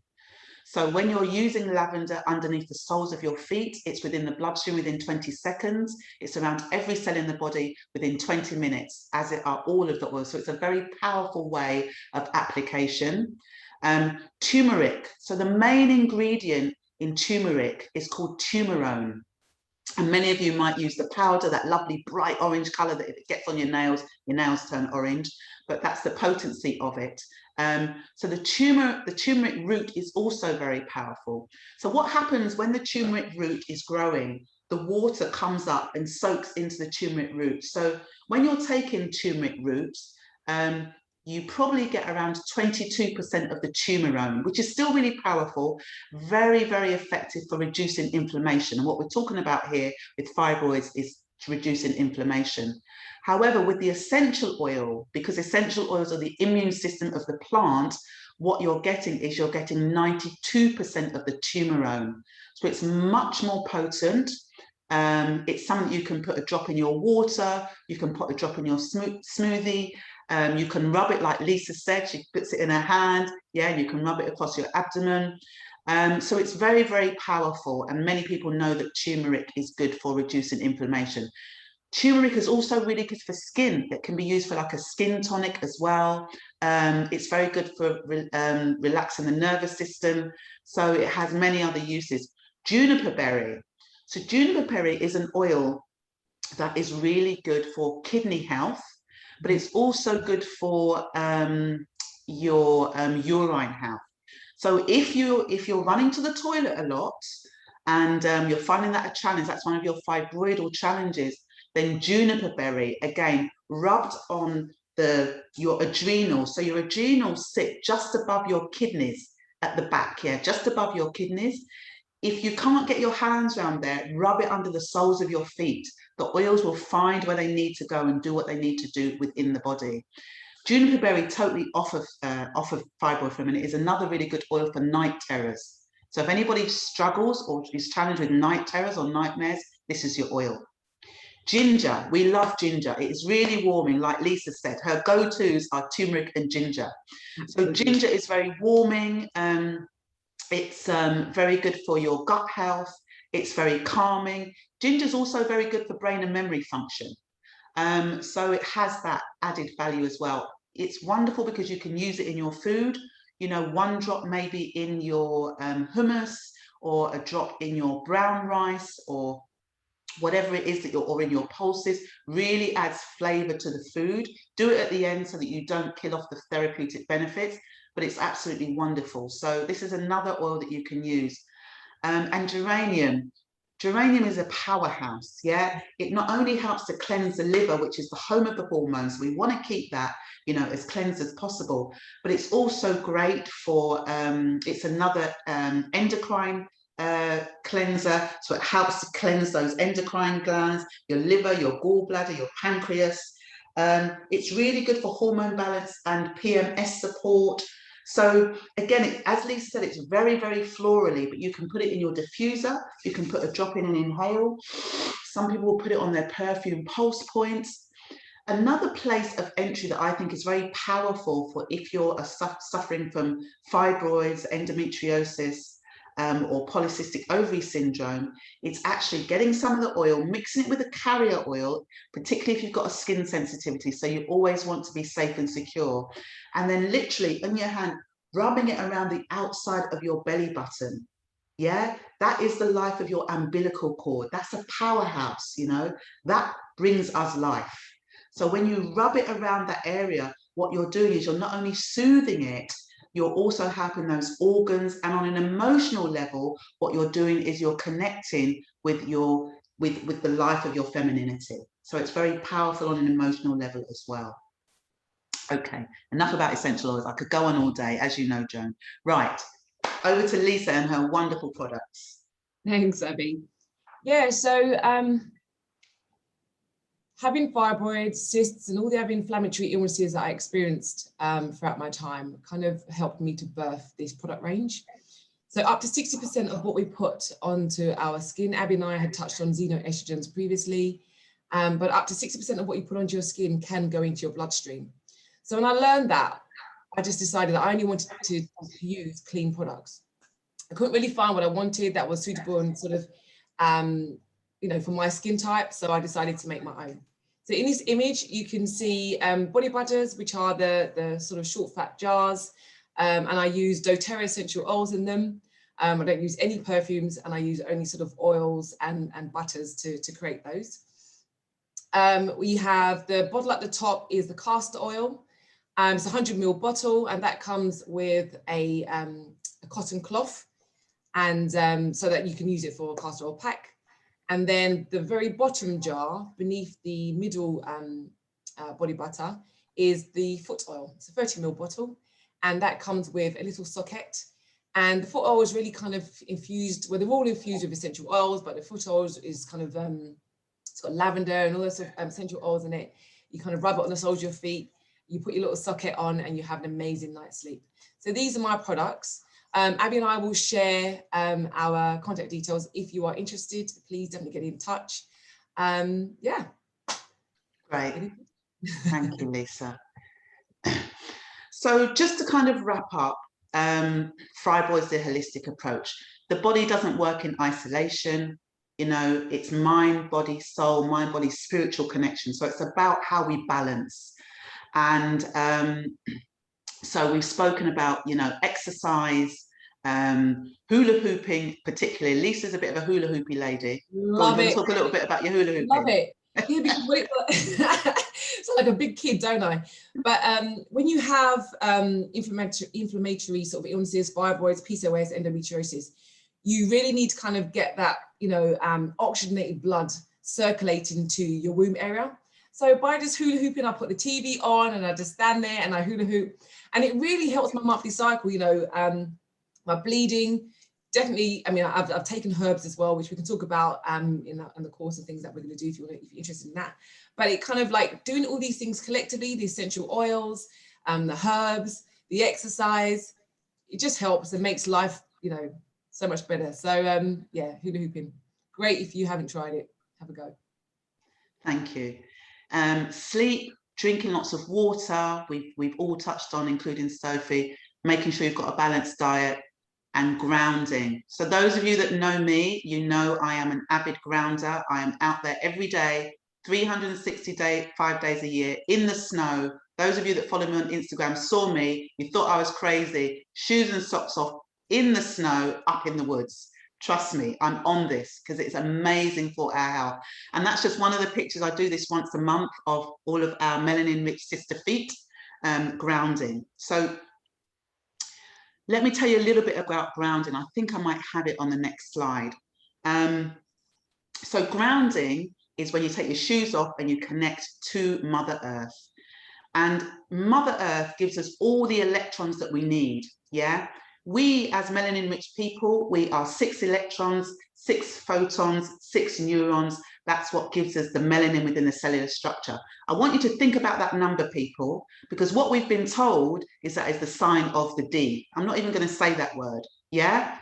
But the reality is these are powerhouse numbers for us as a people. So when we ground to the earth and you connect to the electrons, they connect up through the body. It helps to reduce stress and anxiety. It helps to balance hormones. It helps with a really good night's sleep. It helps if you're insomniac. It helps on so many levels. And it's just a wonderful experience. We do it out in 20 acres of woodland. I have a grounding sister circle, which is happening next week, Saturday. It's on my website, which you've got there. And it's also on Eventbrite. It's from 12 till 4:30. Although no one ever wants to go home, so it normally finishes a bit later than that. And then on the 28th, I've also got another one, which is a Sunday, and it's the first day that the clocks go forward, so we get an extra hour in there. And that's actually open for men and women. And then on the 17th of April, I'm doing the first brother-only sister circle, because we got to look after our brothers, right? We want to make sure that they have a good experience as well. So I'd love to see you there. And to finish up on, Lisa and I are going to share this. So I'm going to hand it back to Lisa and talk a bit about the course. Yeah, so anyone who's interested, we are doing a 4-week course, Abby and I. And we've delivered this course previously and got amazing testimonies and reviews after doing the course. It's our sort of, it's an amazing blend of our knowledge, our experiences, and we'll be sharing with you sort of tips as to how you can use a holistic approach to help to reduce and manage your fibroid symptoms. If you book by the 22nd of March, you'll get a further 10% off the price. it's actually quite small, Abby, so I'm not sure if it can actually be seen, but I don't know if we can kind of enlarge that, but it's, I can't even see that myself. I know it's £109 for the course. So yeah, it is, sorry, Lisa. Yeah, it's £99. If you book it, if you're on this platform, yeah, and we're going to put our details in the chat. and you message us and let us know, then you'll get a further 10% discount off, and we'll let you know how to do that. Otherwise, it's £99, and then it goes up to £109. But you get Lisa and I, you get our full attention, knowledge, and it's just an incredible place to be with sisters that are experiencing what you are, very experiential. But on that note, I'd like to say thank you so much for your time. Thank you, Joan, for bringing us here today. These are my contact details, so please take a snapshot picture. Lisa and I will be putting them into the chat anyway. Follow us on Instagram and just reach out. We'd love to stay connected, definitely so. And yeah, Lisa found this wonderful picture. Wonderful. Thank you very much, ladies. Thank you so much. Well, Abby, so I'll have to kind of maybe I'll share with Joan my contact details as well. It's not that I don't want you guys to get in touch. Honestly, I do. So I'll share my website, my Instagram, Yes. my telephone number, and my If email. you just post everything, if all the just post it. presenters could post everything into the chat. Yes. Will do. Yeah. Thank you so much, Joan. You're very welcome, my darling. So if you could stop sharing your screen for me. Excellent, excellent. Wow, what a morning we've had so far. Brilliant. Thank you so much, Abby and Lisa, for your presentation. Very informative. As I said before, this is part 2 of the Queen's Health Talk on Fibroids, Endometriosis and Polycystic Ovaries. Thank you for everybody on the platform that has joined us. I've just had some sad news. Our final presenter, he was supposed to be joining us this morning from the USA. She's been in a car accident. Oh. Yeah, she's broken her arm, and in the USA now, I think it's 4 in the morning. So she was, when I eventually, because I've been ringing her all morning because she was so excited to be on the platform. She had everything ready, she said, and she was just really looking to connect with her English queens. So she sounds in a really bad way. And I'm just sending up our love and prayers for her and wishing her, you know, all the best. This is going out to Ashina, Aziza, or Aisha, I'm not even sure how you pronounce her name. She keeps telling me I keep forgetting, I'm rubbish with names. Hannah, founder of Yoni and Beyond from Miami, Florida. So, you know, your sisters here in the UK, we're praying for you, praying for a speedy recovery. And hopefully, you know, if we do something different in regards to women's health, we can get her on the platform. So our prayers and best wishes go out to her in the USA. So we're so looking forward to having her on the platform as well. And she's just so passionate and excited about, you know, what she does, and just to reach out to, you know, other sisters, you know, in America and here in the United Kingdom. So yeah, just sending up my prayers, and from all of us, sending up our prayers and best wishes that, you know, she makes a speedy recovery. So what I'm going to do now is move across to Nadia. Are there any particular questions or themes that are running through the chat? Okay, right, questions. Well, one of them was answered. What is fat freezing treatment? I think you answered that, didn't you? And what is yoni cleansing? The yoni cleansing? Yeah, so I just want to say, firstly, I do have my prayers for Aisha at the moment, and just pray for a speedy recovery. So with the fat freezing, that's something where literally what happens is there's kind of 2 different kinds of fat freezing that you can do, but the one particular one I had is literally they use like a cold method to freeze fat in stubborn areas where you're struggling with weight loss. So I believe like the fat particle like kind of melt down when you actually do the fat freezing. So that's kind of what I had, and but it didn't actually kind of combat the actual symptoms for the fibroids, or it didn't actually make it any better. It actually made it worse because it encouraged the pain, and that's how I knew that I had fibroids also. And then with the yoni cleansing, I know Lisa and Abby touched on the holistics as well, and I really loved their presentation as well, so thank you so much, ladies. So with the actual yoni cleansing, that was something, there's two methods. You have like yoni steaming or yoni pearls. There is actually yoni supplements you can take as well, but I went for the pearls. So the pearls is something where there's like certain herbs in an actual I can't describe it. It comes in like a really tiny little ball, and it has an applicator string. So it's basically you're using it as if you're using a tampon. So that's something where you literally insert it and you leave it for a number of hours, if not up to 3 days at a time. And literally what it does is when you actually take it out, then you just I noticed a difference straight away. And sometimes you can actually have some residue coming out, or what they call purging, but it's not as scary as it sounds, because when the word purging just sounds horrific, but what it's doing is it's actually cleansing the womb itself. So I kind of look at it as if I clean my house or I do regular detoxing, the womb as well should be a part of. The womb is an organ, so really it should be the same thing. So that's what the yoni pearls do, and I was using them actually once or twice a month. So the maximum I've used it is I've used 2 pearls in 1 month at a time, and I've had extremely great results as well. Excellent, thank you. Okay, and the next question's for Lisa. What are the aversions as a result of your surgery? A bit more on that, please. The aversions, or do you mean adhesions? Adhesions, oh sorry. Oh, okay, it's cool. No, we can't pronounce properly, sorry.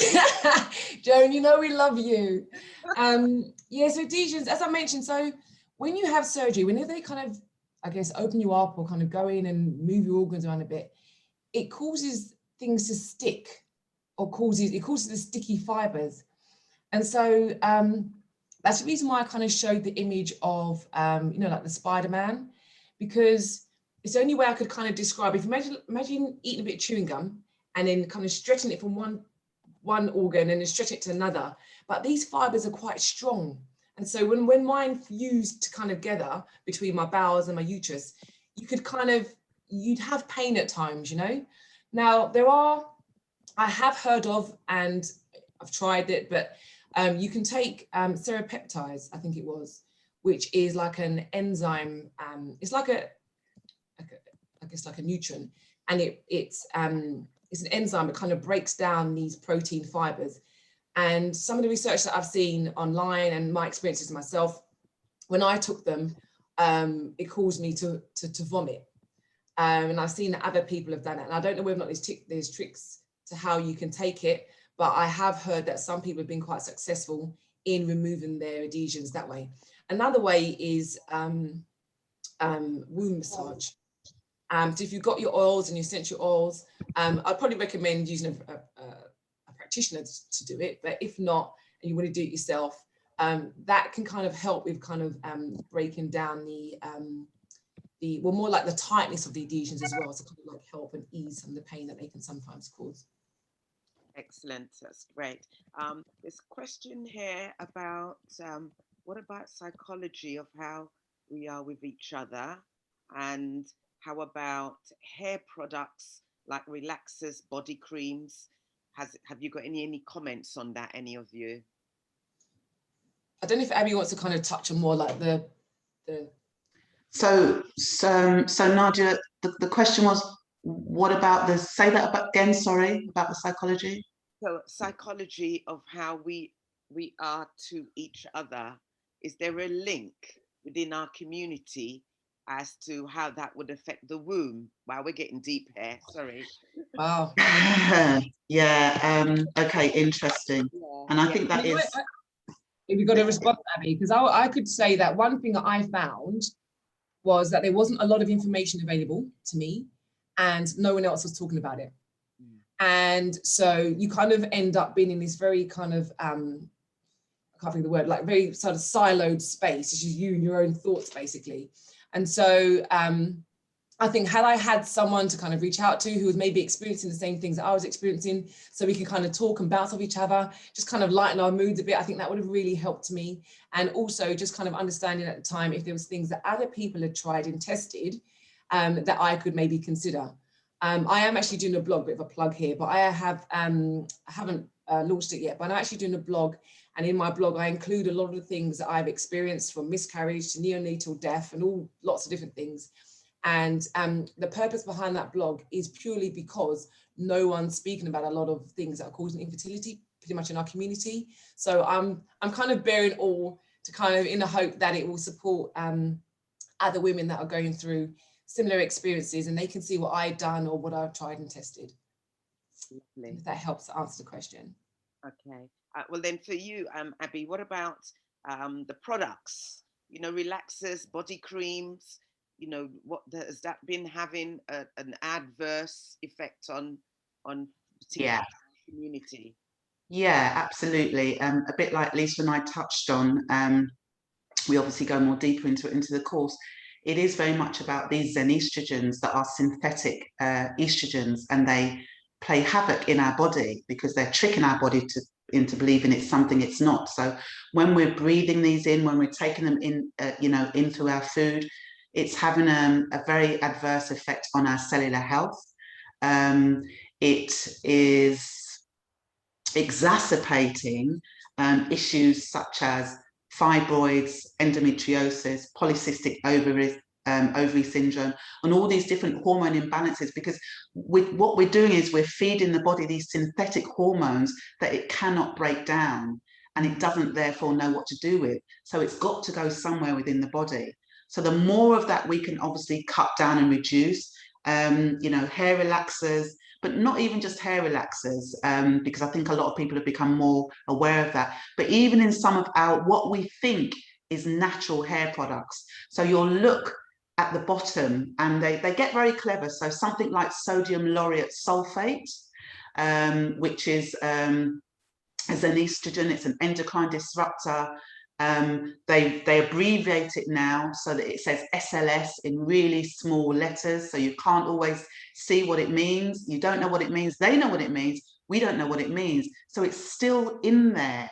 And they've just got clever. So it is about reading some of these really long words. Methylizolazone is something that is in washing up liquid that was banned in Europe 10 years ago. But we're still in our products. It's a Xenoestrogen, it's an endocrine disruptor. So these are things that we use on a daily basis and we just don't know. But we have got much more aware, and I think we're much more switched on now. So if there's something, I know it's a bit of a pain in the backside and you just think, what does that mean? Just Google it, look it up, and it'll give you the breakdown and you can decide whether you actually want to buy that product or not. Absolutely right. And I mean, it's a bit like, there's a group of us on intermittent fasting challenge this month. And it's when you start to read food labels and the amount of things that they've put into our food without us even realizing. Absolutely. A lot of us, we're just eating for taste. Yeah. Yes. Rapeseed oil, sunflower oil, vegetable oil, and all these other things they've, in a way, sneaked into our food. Yes. It's criminal. Absolutely, Joan. Criminal. And these are some of the things that have triggered certain health conditions in us. So we really have to get back to being in line with nature. Yeah. Those dark green leafy vegetables, more water, sleep. Yeah. And it might sound a bit boring, to be eating these things, but we should be at a stage where we're eating to live, not living to eat. Yeah, absolutely. I think you've raised a really valid point. And I think on that, just to finish off, when you're talking about the dark green leafy vegetables, what you've got to remember is the chlorophyll that we get from those dark green leafy vegetables is what is the plant's version of melanin. So when we are taking that, when we're absorbing that through to our own melanin, and we haven't even touched on melanin today, it's a whole nother thing, but when we absorb that through to our own melanated cells, what we're doing is we are feeding our melanin the right signature of food that it recognizes, because our melanin is a natural antioxidant. It will naturally protect the cells if you give it what it needs to do the work it needs to do in the body. Yeah. I will leave it there. Yeah, absolutely. Absolutely. Sorry, any more, Nadia? No, that's it. And I totally agree, because I remember buying shampoo, and when I started looking up all these long words that I couldn't even pronounce, one of it said it was plastic. Yes. Why am I putting plastic shampoo into my hair? That's right. I took the product back. They said to me, why are you taking it? I hadn't opened it. Why are you bringing it back? And I said to them that there's things in it that I'm going to be allergic to. And they gave me back my money. Okay, so Well, I do agree. We do need the key thing is, we all have smartphones. Yeah. Use them. Yeah. Please do. Google. Yeah. We all have smartphones. So And you don't have to listen to us. The information is out It's there. out there. The information is out there. So really, people need to fix up now and get smart. Get smart with the manufacturers and all the things they're putting into our foods that we don't even realize. But we think, this tastes good. But it's really secretly killing you or destroying some part of one of your organs or affecting your organs. Absolutely. We really need to kind of like get a bit smarter. I wanted to ask you, Leisha, about your myomectomy surgery. Were you really quite young when you had those surgery, and to have 3 surgeries as well? Yes, I've had 4 surgeries in total. So so when I had the cyst, I had open surgery. So when you have a C-section to have a baby, that's what they did on me at that time. I was 20, until I was 21 when I had that done. Wow. And so of course that just caused, the barrage of problems I had thereafter because of the lesions. When I had the myomectomies, I was in my early 30s, and that was a keyhole surgery. So it wasn't as bad, because it wasn't as invasive, that kind of type of surgery. But just having all that surgery is never going to be good for anyone who wants to conceive. And I just had so much challenges. And I think also as well, a lot of the tests that they do, so there's tests where they can kind of put fluid into your tubes to see if they're open, and they put all these instruments up into your cervix. And, being a person who, when I had my miscarriages, I had them at 5 and 6 months. And that's, in my view, the cause was because they did all that kind of testing and rummaging around and prodding and whatnot, damaging my cervix. And that's the reason why it couldn't stay closed to hold the baby and beyond, to full term. Yeah. Oh. So, I mean, I'm not saying this to kind of scare anyone. I really want you just to know, so that you can make your decisions, whatever you want to do, just based on the information I'm sharing. And that's why it's so important to have this kind of platform, because people need to talk. If you see like how the chat is just blowing up with all the questions and people sharing that, oh, I've had this, I've had that. It's a really deep thing, and I kind of like, I want to use the word resonate, but I mean, I don't have fibroids or anything like that, but I kind of like got an understanding, especially when you talk about being in this silo world. Where are the other sisters out there going through this? It's almost like, you want to sort of like compare, so you're not going mad, oh, I've got the same thing as me, the stomach cramps and the periods and all the other sort of like horrible symptoms of this condition. So, it's fantastic that you're going to be starting a blog, because, people need to talk. The psychological effect is quite, profound as well. You've got to be quite a pretty strong person to, get through all this, especially with the pain and all the other things that go with it. So, we commend you, Queen. I wanted to ask you also about iron sachets. I didn't know iron tablets. So where would you get something like that from? So when I was, when I mentioned in my presentation earlier that I was fainting all the time and I was passing out because my iron levels were too low, and my GP prescribed the iron tablets to me, but I found them so hard. I was constipated. It just really, it didn't work for me. And if it's okay for me to mention a brand that I use Spartone, and they're little individual liquid sachets. And you can buy them from retailers like Boots and things like that. Oh, wow. And when I take them with vitamin C. So I'll either use water with lemon in it, or that kind of thing. If you're going to make orange juice or use orange juice, try and squeeze your own, because there's loads of sugars in orange juice. But yeah, because you need to have iron will be more easily absorbed into your body if it's consumed with vitamin C. So wow, yeah, I didn't know that. Yeah. See, that's the beauty of this platform. I host this every week, and I'll tell you, I have to have my pen and my notes here, because I'm just always picking up so much. And I didn't know that about the vitamin C and iron. Yeah, well, if anyone else wants to know more, come and join our course. Abby and I will tell you so much more than what we shared today. We will. Amazing. And the next thing I wanted to ask was, the hula hoop. How long have you been hula hooping? I just love it. I love it. What I've got, I'm going to show you guys. She's off. She's even going to get her hula hoop. Oh, there she's got it. Wow. Yeah.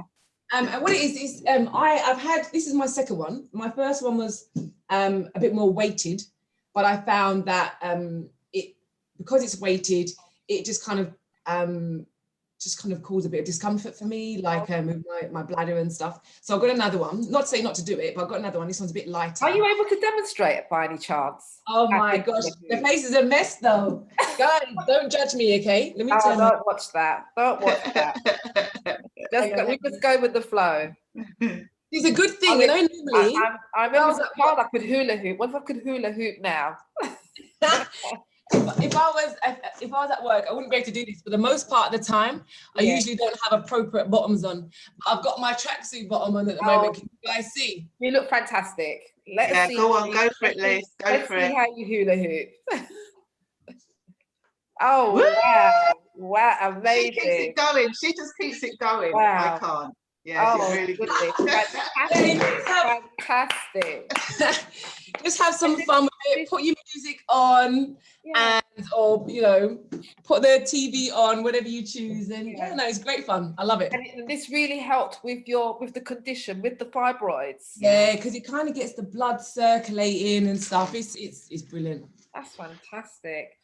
Wow. Well, and exercise can be fun, right? It doesn't have to be like you do with walking with the girls. You know what I say with the walking, any exercise is not torture.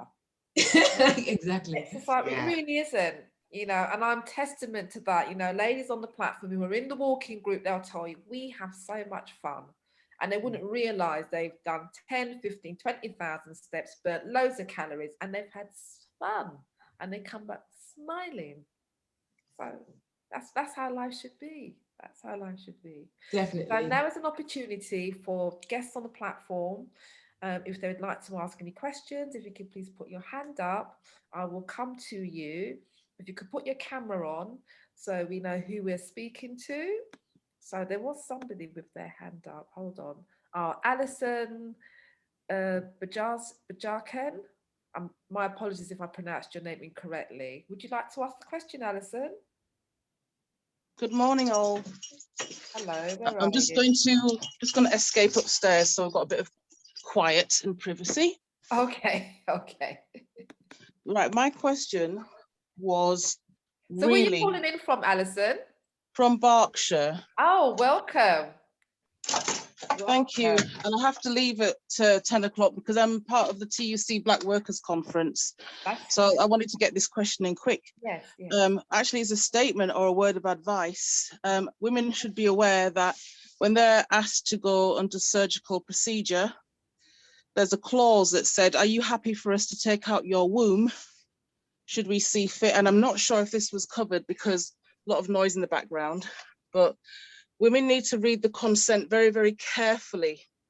Because when I went to have my emergency cesarean, I had somebody examining me internally, someone tried to put a Venflon in my hand, someone trying to teach me how to use the gas and air, and a woman saying, just sign this to say that we can take your womb out if anything happens. And I had to screech at her, don't touch my womb, because I've been in the medical profession or in radiology for 34 years, and I've seen what happens behind the scenes. I'm not scared of saying this out publicly.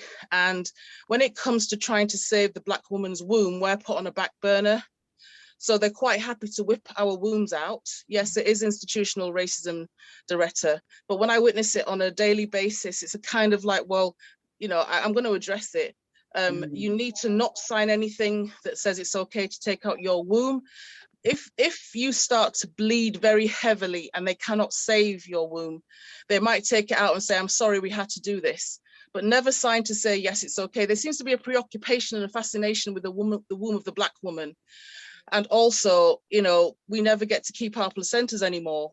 That's another situation again. So what I wanted to say was basically, if you have fibroids and there's a procedure where they can actually kill the blood supply to the fibroid and make it shrink. And they use a type of glue. It's a safe kind of glue, but they predominantly preserve this for the privileged amongst us. So you can have a 51-year-old white woman saying, I want to have a hysterosalpingogram to see if I'm still fertile. And if she's willing to pay for it, oh yes, the 51-year-old can have that test done. But if you're a Black woman on the NHS, why are we saving her womb? Why are we checking to see that she's fertile? So the person that said they wanted my details is basically, if you type in Alison Bajakan anywhere, you'll see it. But I'm a radiographer and I'm watching what the medical profession are doing to us behind the scenes. Right, your camera's a bit blurred. Is it? I'm sorry about that. Maybe it's got a bit of sweetie on it or something. Yeah, we can see you now. Thank you very much for your words of advice. Really powerful. And yeah, keep doing what you're doing, sister. We have to keep fighting. You know, we're always fighting for something. Just be careful what you sign for. That's my main thing. Be careful what you're signing up to and ask lots of questions. Yeah. And the lady that was asking about the cervix, if you poke around the cervix, it makes it weak. My mother had lost 4 children before she had me. She had cervical incompetence. And as soon as they put a stitch in, Bajakan is Bajaican. As soon as they put a stitch in, she was able to have 6 children. Wow. So I'm not saying it's all doom and gloom, but you really have to put yourself forward and say, no, I have the right to have a child as much as anyone else. So Joan, I'd like to speak with you privately at some point when it's when time is kind, please. But I've got to go. You've got my number, I think. Or save the chat. Save the chat. My number's in the chat. All right. God bless you. Hope today goes well for you. Take care, ladies. Take care. God bless you. Bye-bye. Take care, ladies. Bye-bye. Bye-bye. Right, I've got Juliet Kirk. Hi, Juliet. Good morning. You've got your hand up. Just say who you are, where you're calling in from, and what's your question. Can you unmute yourself, Juliet? Oh, yes. Good morning. Good morning, Queens. Good morning, everybody. Good morning. Good morning. Great presentation as per usual. Great hosting. Thank you, Joan. My question is to any of the ladies, actually. I had fibroids, you know, was able to sort it, gave birth to it because I was taking, I took alternative medicine because I was adamant I wasn't going to go through surgery because I'm in my 40s, but I haven't had children, still want to have children. My question is, I've switched to non-dairy, not drinking cow's milk specifically, but I am still eating plant-based dairy. Will that still have an effect? Because I still do have some fibroids, but will that still impact on that? If you know, I can answer that. I don't drink dairy milk, I think, as I've mentioned. So I do drink the same sort of non-dairy milks that you're mentioning, the oat milk or you know, or almond, whatever it might be. But I think where possible, Julia, if you can make it yourself, then do so. Okay. Because again, when you look at the packaging, it might say almond milk, but it might say 2% almond milk. 2%. And then, you know, so and it's you know, it's quite straightforward to make your own nut milk. Just make sure you soak your nuts. Okay. That's like holding it. No, it's brilliant. And I applaud you with the hula hooping because I'm a teacher and the children at school always are trying to get me to hula hoop, and I can't do it for love or money. So yeah, I'm about to go online and order my hula hoop. That's where I'm at right now. Maybe next time Joan can do a session for us. We'll all hula hoop in the park. Yeah, we should. Honestly, I'll be there with we have to have some salsa and Afro beats and all kinds of music playing. Yes, definitely, I'm there. We can do that. Thank you, ladies. Thank you. Right, anybody else would like to ask a question? Have you got anyone got their hands up in the chat? Come on, lady, we've got these fantastic presenters. Anything else in the chat, Nadia? Just asking really his contact number and where they can purchase the oil has been the last few questions. Okay, well, if we can get presenters to please put their contact details into the chat. Yeah. And we've had a couple of questions as well come through in regards to the slides that have been presented this morning. So if anybody wants to get hold of the slides, we are requesting that you please contact the presenters directly, and they can make a decision as to whether they, happy to share their slides. Yeah. And just to remind you that we are the Queen's Walking Group.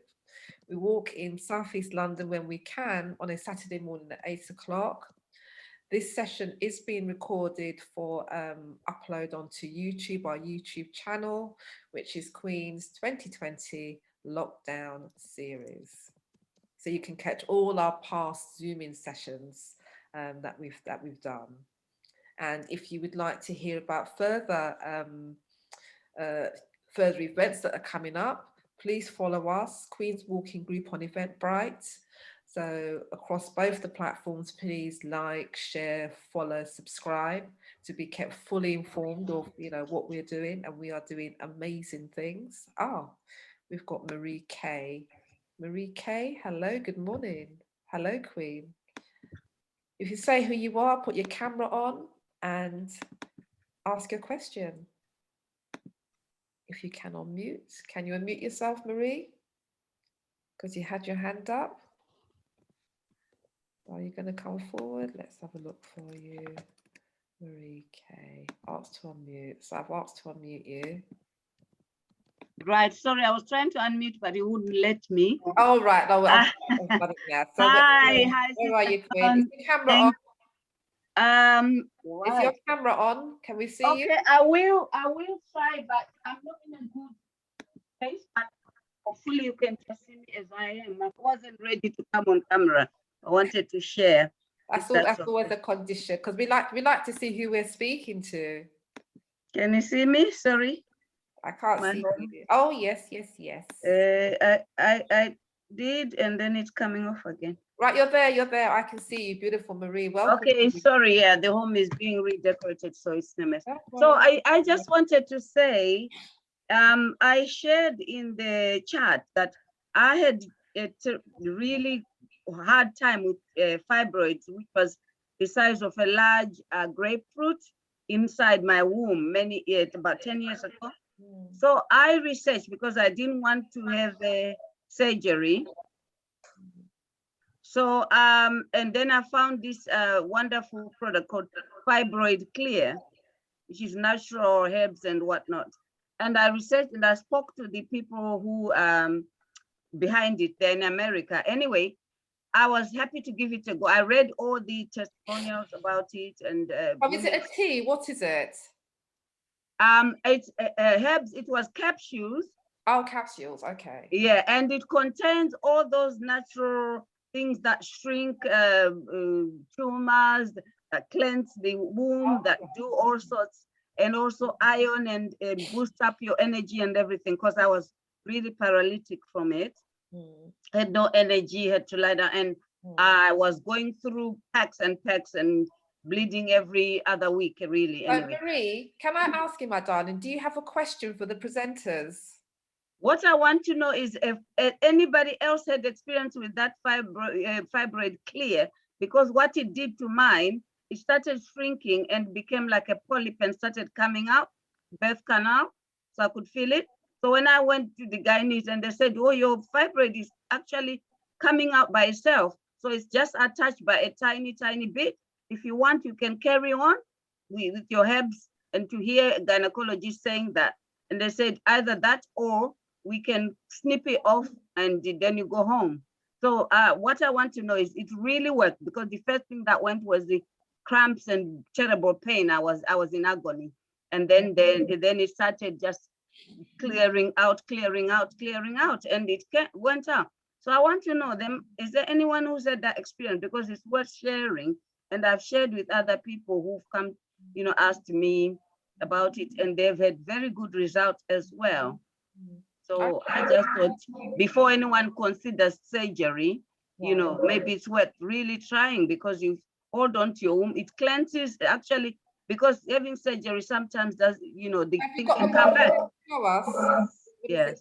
But it's a capsule. Well, if anybody has, they can put it into the chat. I did put it in capital letters, fibroid clear, just as in fibroid clear.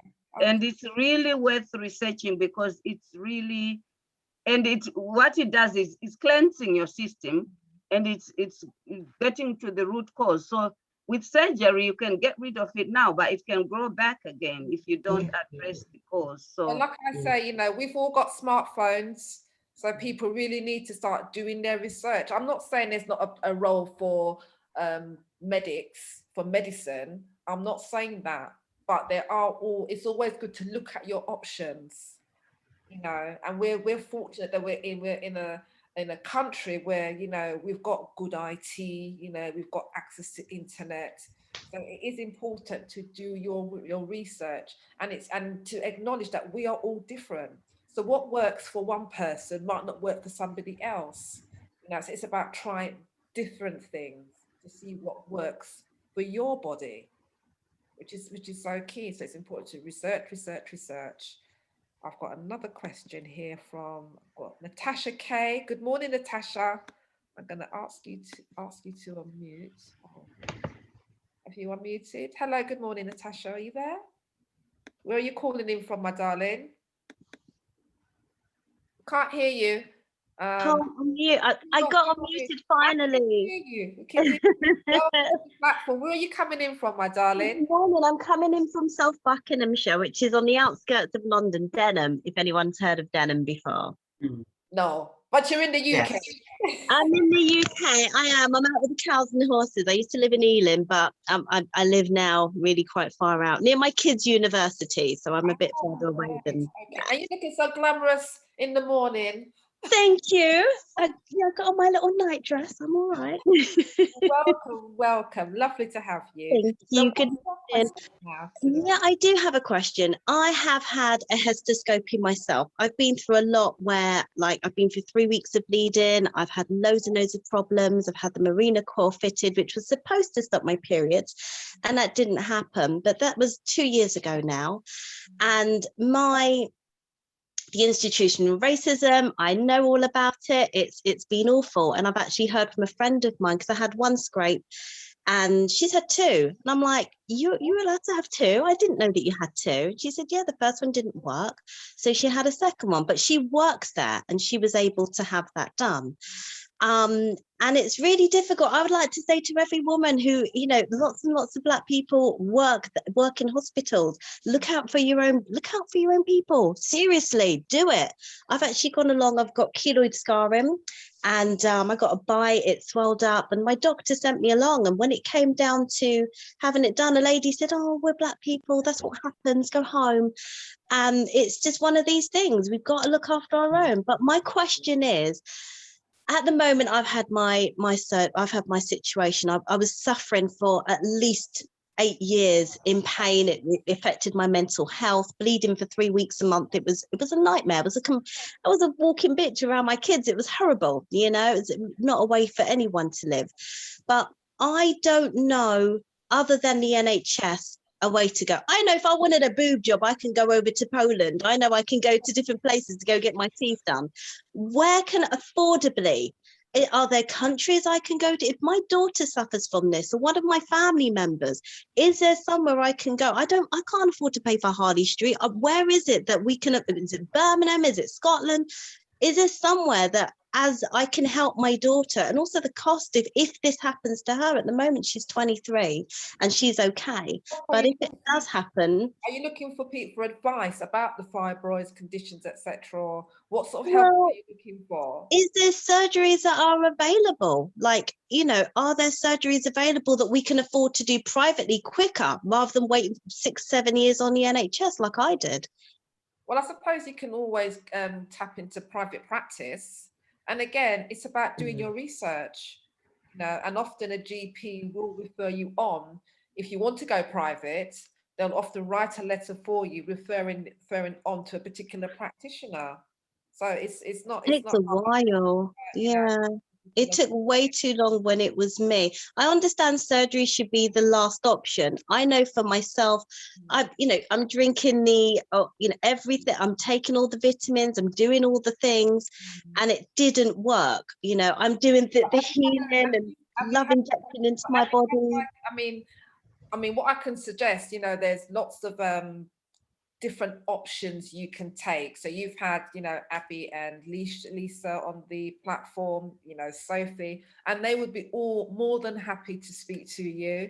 If you check out the YouTube channel, which is Queen's 2020 lockdown series, there's part 1 of this session, where, you know, I had GPs on the platform. I'm just trying, who else did I have on the platform? Yeah, I had Kandaki, who's a herbalist, consultant. I had 2 GPs.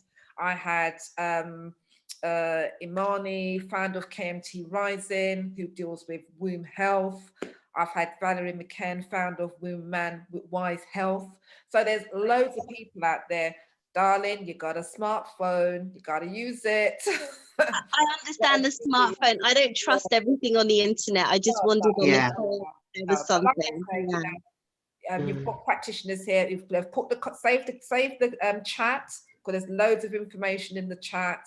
If you look at as I said, the first session in this, there's loads of contact details there, loads of information. Because one thing, you know, with these platforms, I'm telling you, the chat and the information, the other questions as well that was in the other session, you will find help.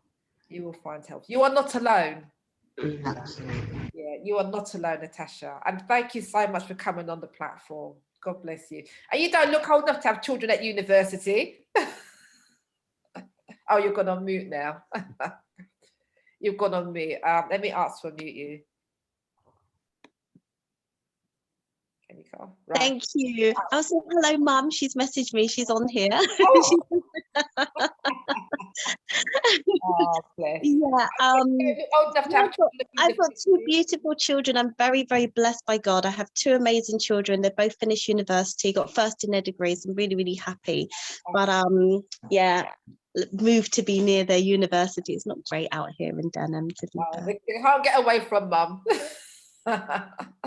Oh, bless you, bless you. Lorraine Parkinson, good morning, my queen. How are you, my darling? Probably take one more question. If you unmute yourself, please, Lorraine, and you can come on the platform and ask your question.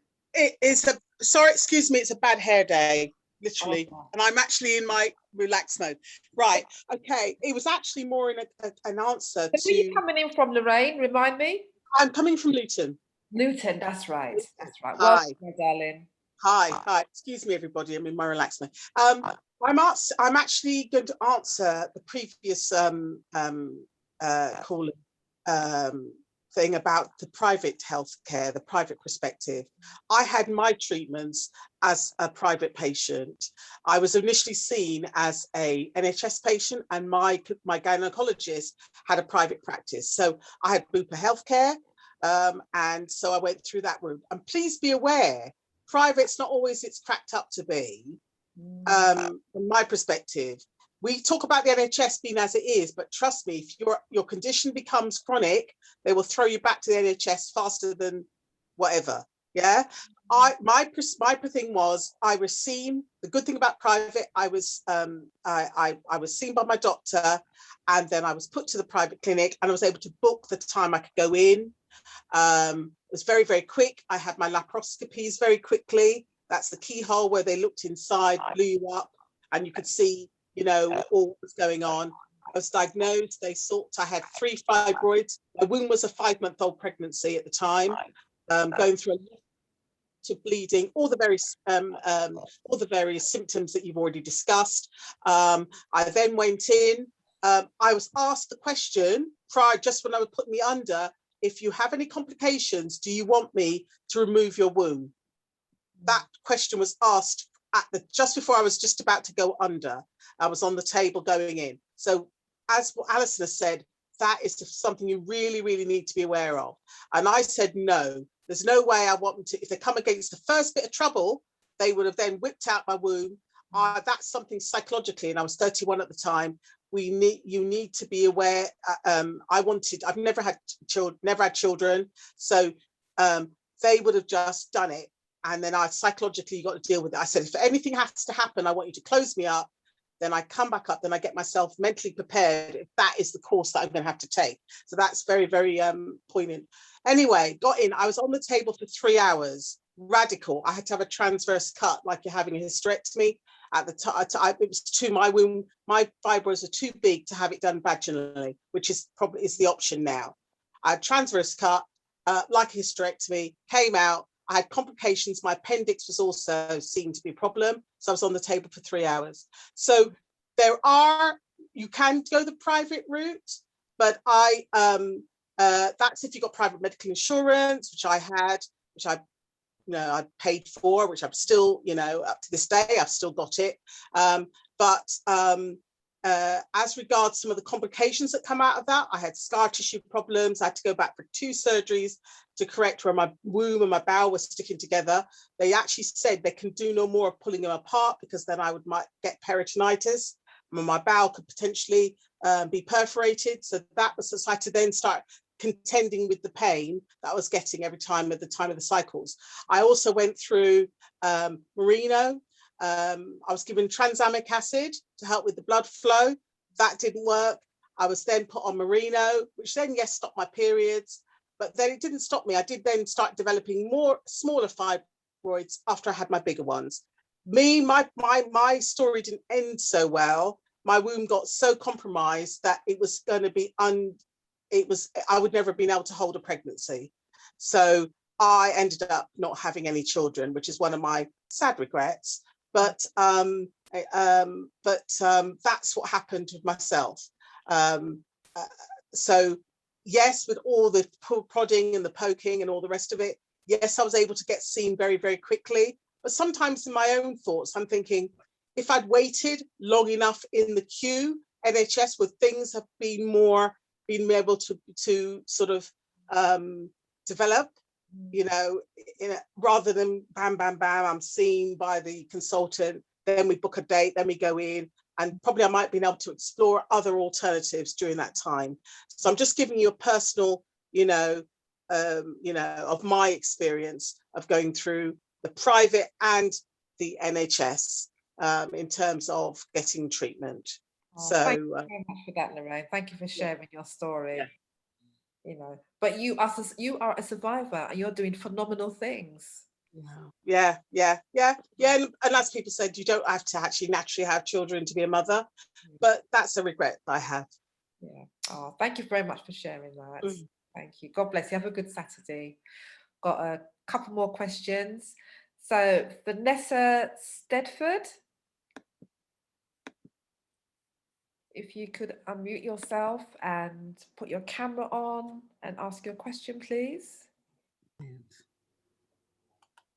Are you there? Hi, yes, I'm here.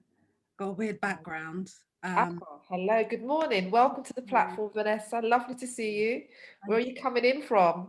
From Brixton, London. Ah, Brixton, yes, down the road. Yeah, I'd love to join the walking group, but my mobility is not that great, so hopefully I will be able to do that soon. Abilities. Okay.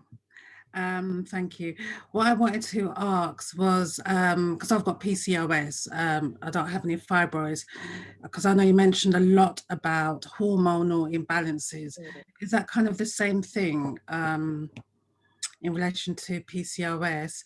And one other quick question I want to ask, Lisa, do you have antiperspirants as well? Okay, I think that's one for Abby, the first one, and the second bit is for Lisa. So PCOS is definitely different to fibroids, albeit you're quite right, it's a hormone imbalance. But it's more about balancing your progesterone. So I don't know whether you're on any form of medication, and No. we can talk. Right. Okay. All right. Fine. So some of the similarities, because it is still, Vanessa, about inflammation in the body, and it's about, so it's definitely still about your diet. Really, really key. It is a little bit like you're asking Lisa about her products. It is about those synthetic hormones that are probably getting into your system without you even realizing it. So, you know, that's another kind of big area for you to be looking at.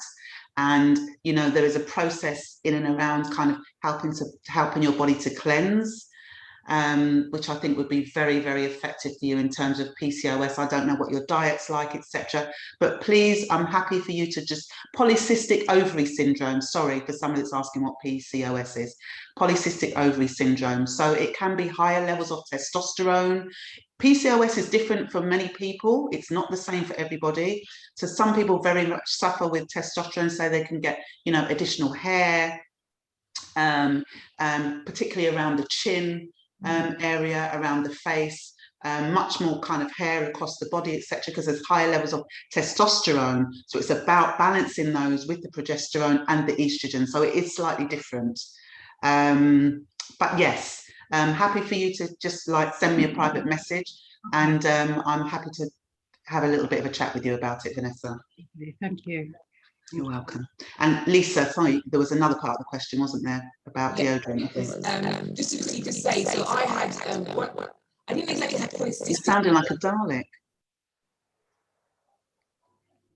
There's something wrong with your connection, Lisa. Hey, she's back on mute. If you unmute her again, maybe it's come back now. Right, try again. There's something wrong with the connection. Oh, sorry guys, is that any better? No. Oh. All right. Log off, and come back in again. Maybe it's the internet playing up. All right, my darling. Right. I see who else. Right, we've got Diane. I don't know your surname, Diane, but I'll lower your hand and unmute you. If you've got a question, Diane, for us, can you unmute? No? I don't know where Diane is. Right, I'm going to ask Doretta. Oh, lovely Doretta Maynard Hampson. Oh, lead queen from Manchester, the Manchester Walks. Good morning, Doretta. If you could unmute yourself, my darling. Hi there, can you see me? Yeah. You're just getting myself ready. Yeah, my question is, with regards to the cryo labs and the cryotherapy work, would you recommend that for all ages, so from teenager right through to adulthood? And the second thing is reflexology. I'm going to have some reflexology in a moment, because I find that it releases and cleanses and detoxes the body and helps to break down air pockets in my body. So I'm wondering, is reflexology another way as well of helping the body as well? Would you recommend that as well with fibroids? So I'm definitely going to pick up on the reflexology, Doretta. It's a fantastic, I think, therapy for fibroids, because it does that. You're working from the soles of the feet. You're working on every single part of the body. So therefore, what you're doing is you're helping the body bring itself back into what we call homeostasis, which is body balance. And it does help to oxygenate the cells. So therefore, in terms of like your womb area, etc., I think it's a really effective therapeutic treatment to have, reflexology. And some people also swear by acupuncture. It just, I guess, depends on, you know, what you feel is right for you. So yeah, I think it's a really good thing to do. Thank you. Yeah, I do try to instill the reflexology. The other thing about the you said about the acupuncture, I don't mind the acupuncture because of the copper that they've got, but I prefer to now have a copper bottle that I've brought a proper real authentic copper bottle, not the ones that you buy in the local Tesco's and things. This one These came from, ones. it Yeah. came from India, mine, I think. India. Yeah. And it's a very good one. So I put my water in that overnight and I drink it first thing in the morning. I still have my lime waters as well, but not too much because I don't want to be too, I don't want to take too much. And I also have the alkaline water that you can get from Costco in the bottles, but I don't like anything in plastic, you see. So I'm very sort of like careful of buying things in plastic. I don't, and it depends on the plastic as well that it's in. You have to be careful. But my brother, one of the kings, he does a reflexology for the ladies in Manchester and for people in Manchester, and he also provides the copper bottles, and he also tells us what are the proper plastic bottles that the safe plastic bottles that we can buy that are made from certain products. So he's very good. He's called Van Bruen's Health Healing. Healings, Van Bruen's Healings. So it's very good. So I would recommend it. But what about the cryo lab stuff? Going to the cryo lab. I don't know as much about the cryo lab, so I'm not gonna, I don't really feel that I can comment on it. I don't know if anyone else has. Lisa, is that something you've experienced, or Sophie? So I'm off mute now. No, I haven't at all. No, so tell us about it, Doterra. Tell us about it. Yeah, the cryo lab is because we use it on our athletes, and they've been using it on our teenage athletes as well. And I'm quite concerned about that because I'm not sure if it works because it's freezing. You know, you talked about freezing. There was somebody talking about freezing. So what it does, you stand in it and it sends this coldness through your body. And you know, I don't know if it's a good thing because I've tried to research it and I'm getting different feedback things about it. Some people say it's good and some people say it's not. And I keep saying, well, if you have a heart problem or you have this problem and you go into a freezing thing at that level, can it not cause other problems? Is this like the fat freezing, Sophie? Is this? Yeah, so when I can't remember the exact name of the fat freezing treatment. I'm just looking it up now. It's cryotherapy. The cryos, because we have them in Manchester, you see. So I coach, I'm an athletics coach, and most of my athletes will go there for treatment and to repair muscles and to break down any fat that they have in the body as well. And you can also do specific areas where it just freezes specific areas and breaks down the fat, and then it flushes out through your stool or through the body or whatever it does, you know. Yeah, but so I just wanted to know if it was good for women who had fibroids. Can it freeze the fibroids? If you went in to do that cryo lab, because you go into this big machine and it freezes, will that help with shrinking and freezing the fibroids to remove it? I mean, I had fibroids. I just finished this one, and they said to me they needed to give a hysterectomy, but I said no because I'm not medicated, one of those people that takes medication. And then I fainted, and then when they had a look in my stomach, my belly, they saw a little baby sat in there, and it was my daughter. She's 26 years of age. Now, if I would have followed them, I would have had a hysterectomy, and I wouldn't have had any more children. And I thought to myself, I'm not doing that. And you know, the fibroids disappeared because my healthy eating and the things that I started doing helped to reduce the fibroids, cleanse and detox my body. And I was also sleeping and meditating, eating healthily. I make my own juices. I've always done that with my children anyway. And then the fibroids were gone. The fibroids that I got in the first place was brought on by postnatal depression and anxiety and hormone changes. And that's what caused the fibroids to build in the first place. Because when I had my first child, they did not cleanse my womb properly and put me back properly, so to speak. You know, so that could have caused a lot of the fibroids as well. But you know something, and all the platforms, you know, that we've had, and you summed it up so beautifully, it's always about your diet. If we get our diet right, we can alleviate so many symptoms, so many problems. Honestly, the sleep, drinking water, meditation, it's that holistic approach. And I say it almost every week. If you get those key components right, I'm telling you, you're on your way to optimum health. Yeah. Honestly. You've been muted. You've been muted. Sorry. Can we hear me now? Yes, yes. I always say to ladies, say to people, guys, what we need to do every morning is it's called a Doterra's BPB, Doterra's body check-in, and you check in with your body, your posture, and your breathing. Because if we don't do these things, we're going to wake up sluggish, wake up in the wrong frame of mind, the body's wrong, the posture's wrong. So before you get out of bed, do your BPB. BPB. When you go downstairs to make your coffee or your tea or whatever you're going to have, do your BPP all through the day. Keep on doing your body checks, you know, check in with your body, check in with your posture, check in with your breathing. Take time out for you. Stop rushing around. You know, people working 9 till 5. Oh, got to get this, I'm going to do that. Stop it. Stop it. It will get done when it gets done. Check in with your body, your mind, the processes that you have to go through to bring yourself back to homeostasis and control the body. Look at what you're eating. So take time. Don't rush and make food. Take time. Check in with your body. Does my body need that today? Do I need to eat that? When I ate that the other day, it made me feel sluggish. It made me feel sick. It made me feel tense. Well, stop eating it. Because certain foods do certain things to the body, the brain, and the mind. And we have to learn how to eat and how to check in with the body. So check in daily, ladies. Check in daily. Yeah. And what I will add to that is that you know, the Queens, we do a intermittent fasting challenge. So we had one in February. We're on an intermittent fasting challenge now for the month of March. We're going to have a break in April, and then we're going to do intermittent fasting again in May. So if anybody wants to join us, diet, you know, and it's that holistic approach, you know, please get in touch. Your life will be on such a transformational journey.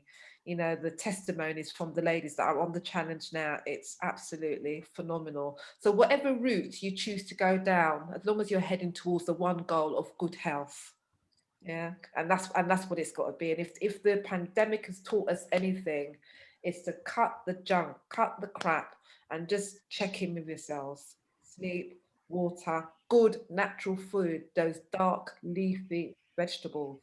That's the key to your health. That's the key. So I'm going to ask each of our presenters, and I'm going to wrap the session up. So what is your parting message? So Sophie Davis, you've got your hand up. Yeah, so touching on what Doterra said, it was cool sculpting treatment that I actually had. And had I not had that treatment, I wouldn't have known I had fibroids, which is a blessing in a sense. Yeah, I'd say in touching with what even Lisa and Abby have said, the whole holistics and one thing I have actually that I will be doing actually is acupuncture, as what Lisa has done as well. I've already started having the tea, so I've got literally a Chinese herbalist down the road from me, and like Lisa was saying, the tea tastes really bad. It's like very like strong, but it's something where I know I'm on the waiting list. So if I can get that fibroid shrunk, and you know, but I'm luckily with what I've done up to now so far, I've managed to reduce my period, where I used to have very long periods. Now my periods are exactly 7 days. Maybe less than that, and I have 1 day of a heavy flow, but I am going to follow in what Lisa said. I will be doing that acupuncture as well. So it's just for me more about making sure that I keep on with what I'm doing and supplementing, adding things like the collagen, the iron, making sure I'm doing that every day, because when I was growing up, I knew I had those symptoms from a kid, so it wasn't something that I knew. And now more than ever, like you say, Joan, we've got our phones out, we can research these things at the drop of a hat. So I say it's really important that we do our research as well. And also when I have been to the doctors, I've asked them question after question. I don't leave a stone unturned, because I know so many women who do not have children that have had their wombs removed, and that's just something that I'm like, no, I'm adamant that ain't gonna happen. So I'd say definitely do as much research as possible on this, because it's so important. So that's my parting message. Thank you very much. And it's important for, you know, as women, you know, who holds the power here? You do. So feel empowered, ask question, ask it to, you know, as many times as you want. Because once that womb is gone, or whatever they're going to do to you, that procedure has happened, that's it.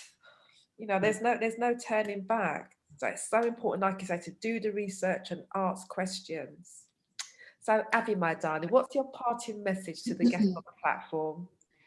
Well, you just touched on part of it actually, Joan, and my parting message were, there are two words that I'm thinking of.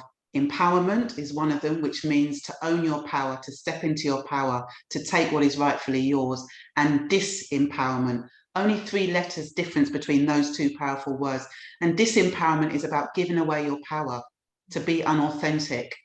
And this is where we don't want to be. So my melanin-rich sisters, I think and brothers on here as well, it is about standing and owning that power and finding the courage, which is not always easy, to own and speak your own truth. Yeah, finding the courage to know that your voice is your power and words are powerful. And finally, I just want to say 2 things that I think are very, very helpful. There are 24 hours in a day, 1,440 minutes. You've got to find 10 minutes of a day to deep breathe and really connect with who you are within. Before you start anything, give yourself that as a minimum. And finally, I am a queen of grounding. So please get out there, come join us, try it. It's amazing. And we would love to see you, Lisa and I, on our 4-week course. So stay blessed and thank you for being here this morning. Thank you, Joan, for having me on. Appreciate it. Thank you, Queen. And Lisa, your parting words to the guests on the platform, my darling. Yeah, so I think my parting words would be, for anyone that's considering sort of surgeries, don't let them bamboozle you into doing anything you don't want to do. Sophie touched on it, really ask as many questions as possible. And if you're not ready, don't go for it, you know, take your time and really think about your decision. And just so you're aware, we touched earlier on about private healthcare and NHS. And I mean, I've experienced both. I had my myomectomies via private, but actually my consultant worked on NHS as well. So if you are on NHS, you're not able to have private healthcare, there are some really good consultants there. And I think also, just to say, as Abby touched on, we've got several minutes, seconds in a day, your stress. Like, I know we're all busy and we've got jobs, and I'm myself, you know, I need to do a bit more of this myself as well, but try not to stress. Whatever it will be, you know, if you work for a company and you're working all hours God sends that I do sometimes, it's not your company. You know, your health is your company. So really just kind of focus on your health. But yeah, Abby and I would love to see you in the course. So good luck, everyone. Oh, thank you very much, presenters. You have been absolutely phenomenal. And this is what I love about the platform, creating a platform for us, by us. You know, these are, you know, women in this particular area with expertise, lived experiences, sharing their story. Absolutely fantastic, amazing. So thank you all so much for being on the platform. It's been an absolute honor. And again, I want to send up my prayers and best wishes to our sister in America, who's supposed to be on the platform this morning, Ashia Hannah, founder of Yoni and Beyond. It's just unfortunate she's been in a car accident, so we really sending our best wishes, our prayers from across the waters to her, and hopefully she'll be on the platform when we do something else next time. So I just want to bid you all farewell. Thank you all for being on the platform. It's been fantastic, and it always is. Every Saturday we are just blowing up on all different topics. So just to remind people who have joined late, to hear about Future Queen Walking Group Zoom events, please follow us on Eventbrite. Look for the Queen's Walking Group and you'll be able to follow us, and when the notifications come out, you can get your ticket, your nice early bird ticket. This event has been recorded and will be uploaded onto our YouTube channel. So the YouTube channel is Queen's 2020 Lockdown Series. If you can't find it, because normally when you put in Queen, our Queen Elizabeth comes up. So if you put in Queen's Black Hair Rocks, or Queen's We Ain't Crazy, Son of the Menopause, or Queen's Breaking the Silence to talk about mental health, you should be able to find us. So please like, follow, subscribe, share. on our YouTube channel. And we just really appreciate you and thank you all so much for the continued support. We're going to keep Zooming for a few weeks because we're still going to be in lockdown. So I'm not sure what we're doing next week. It might be a Black business event. I'll work out. Well, you'll see. If you follow us, then you'll know what we're going to be doing. Yeah. So thank you all very, very much for being on the platform, asking all your fantastic questions, sharing your experiences.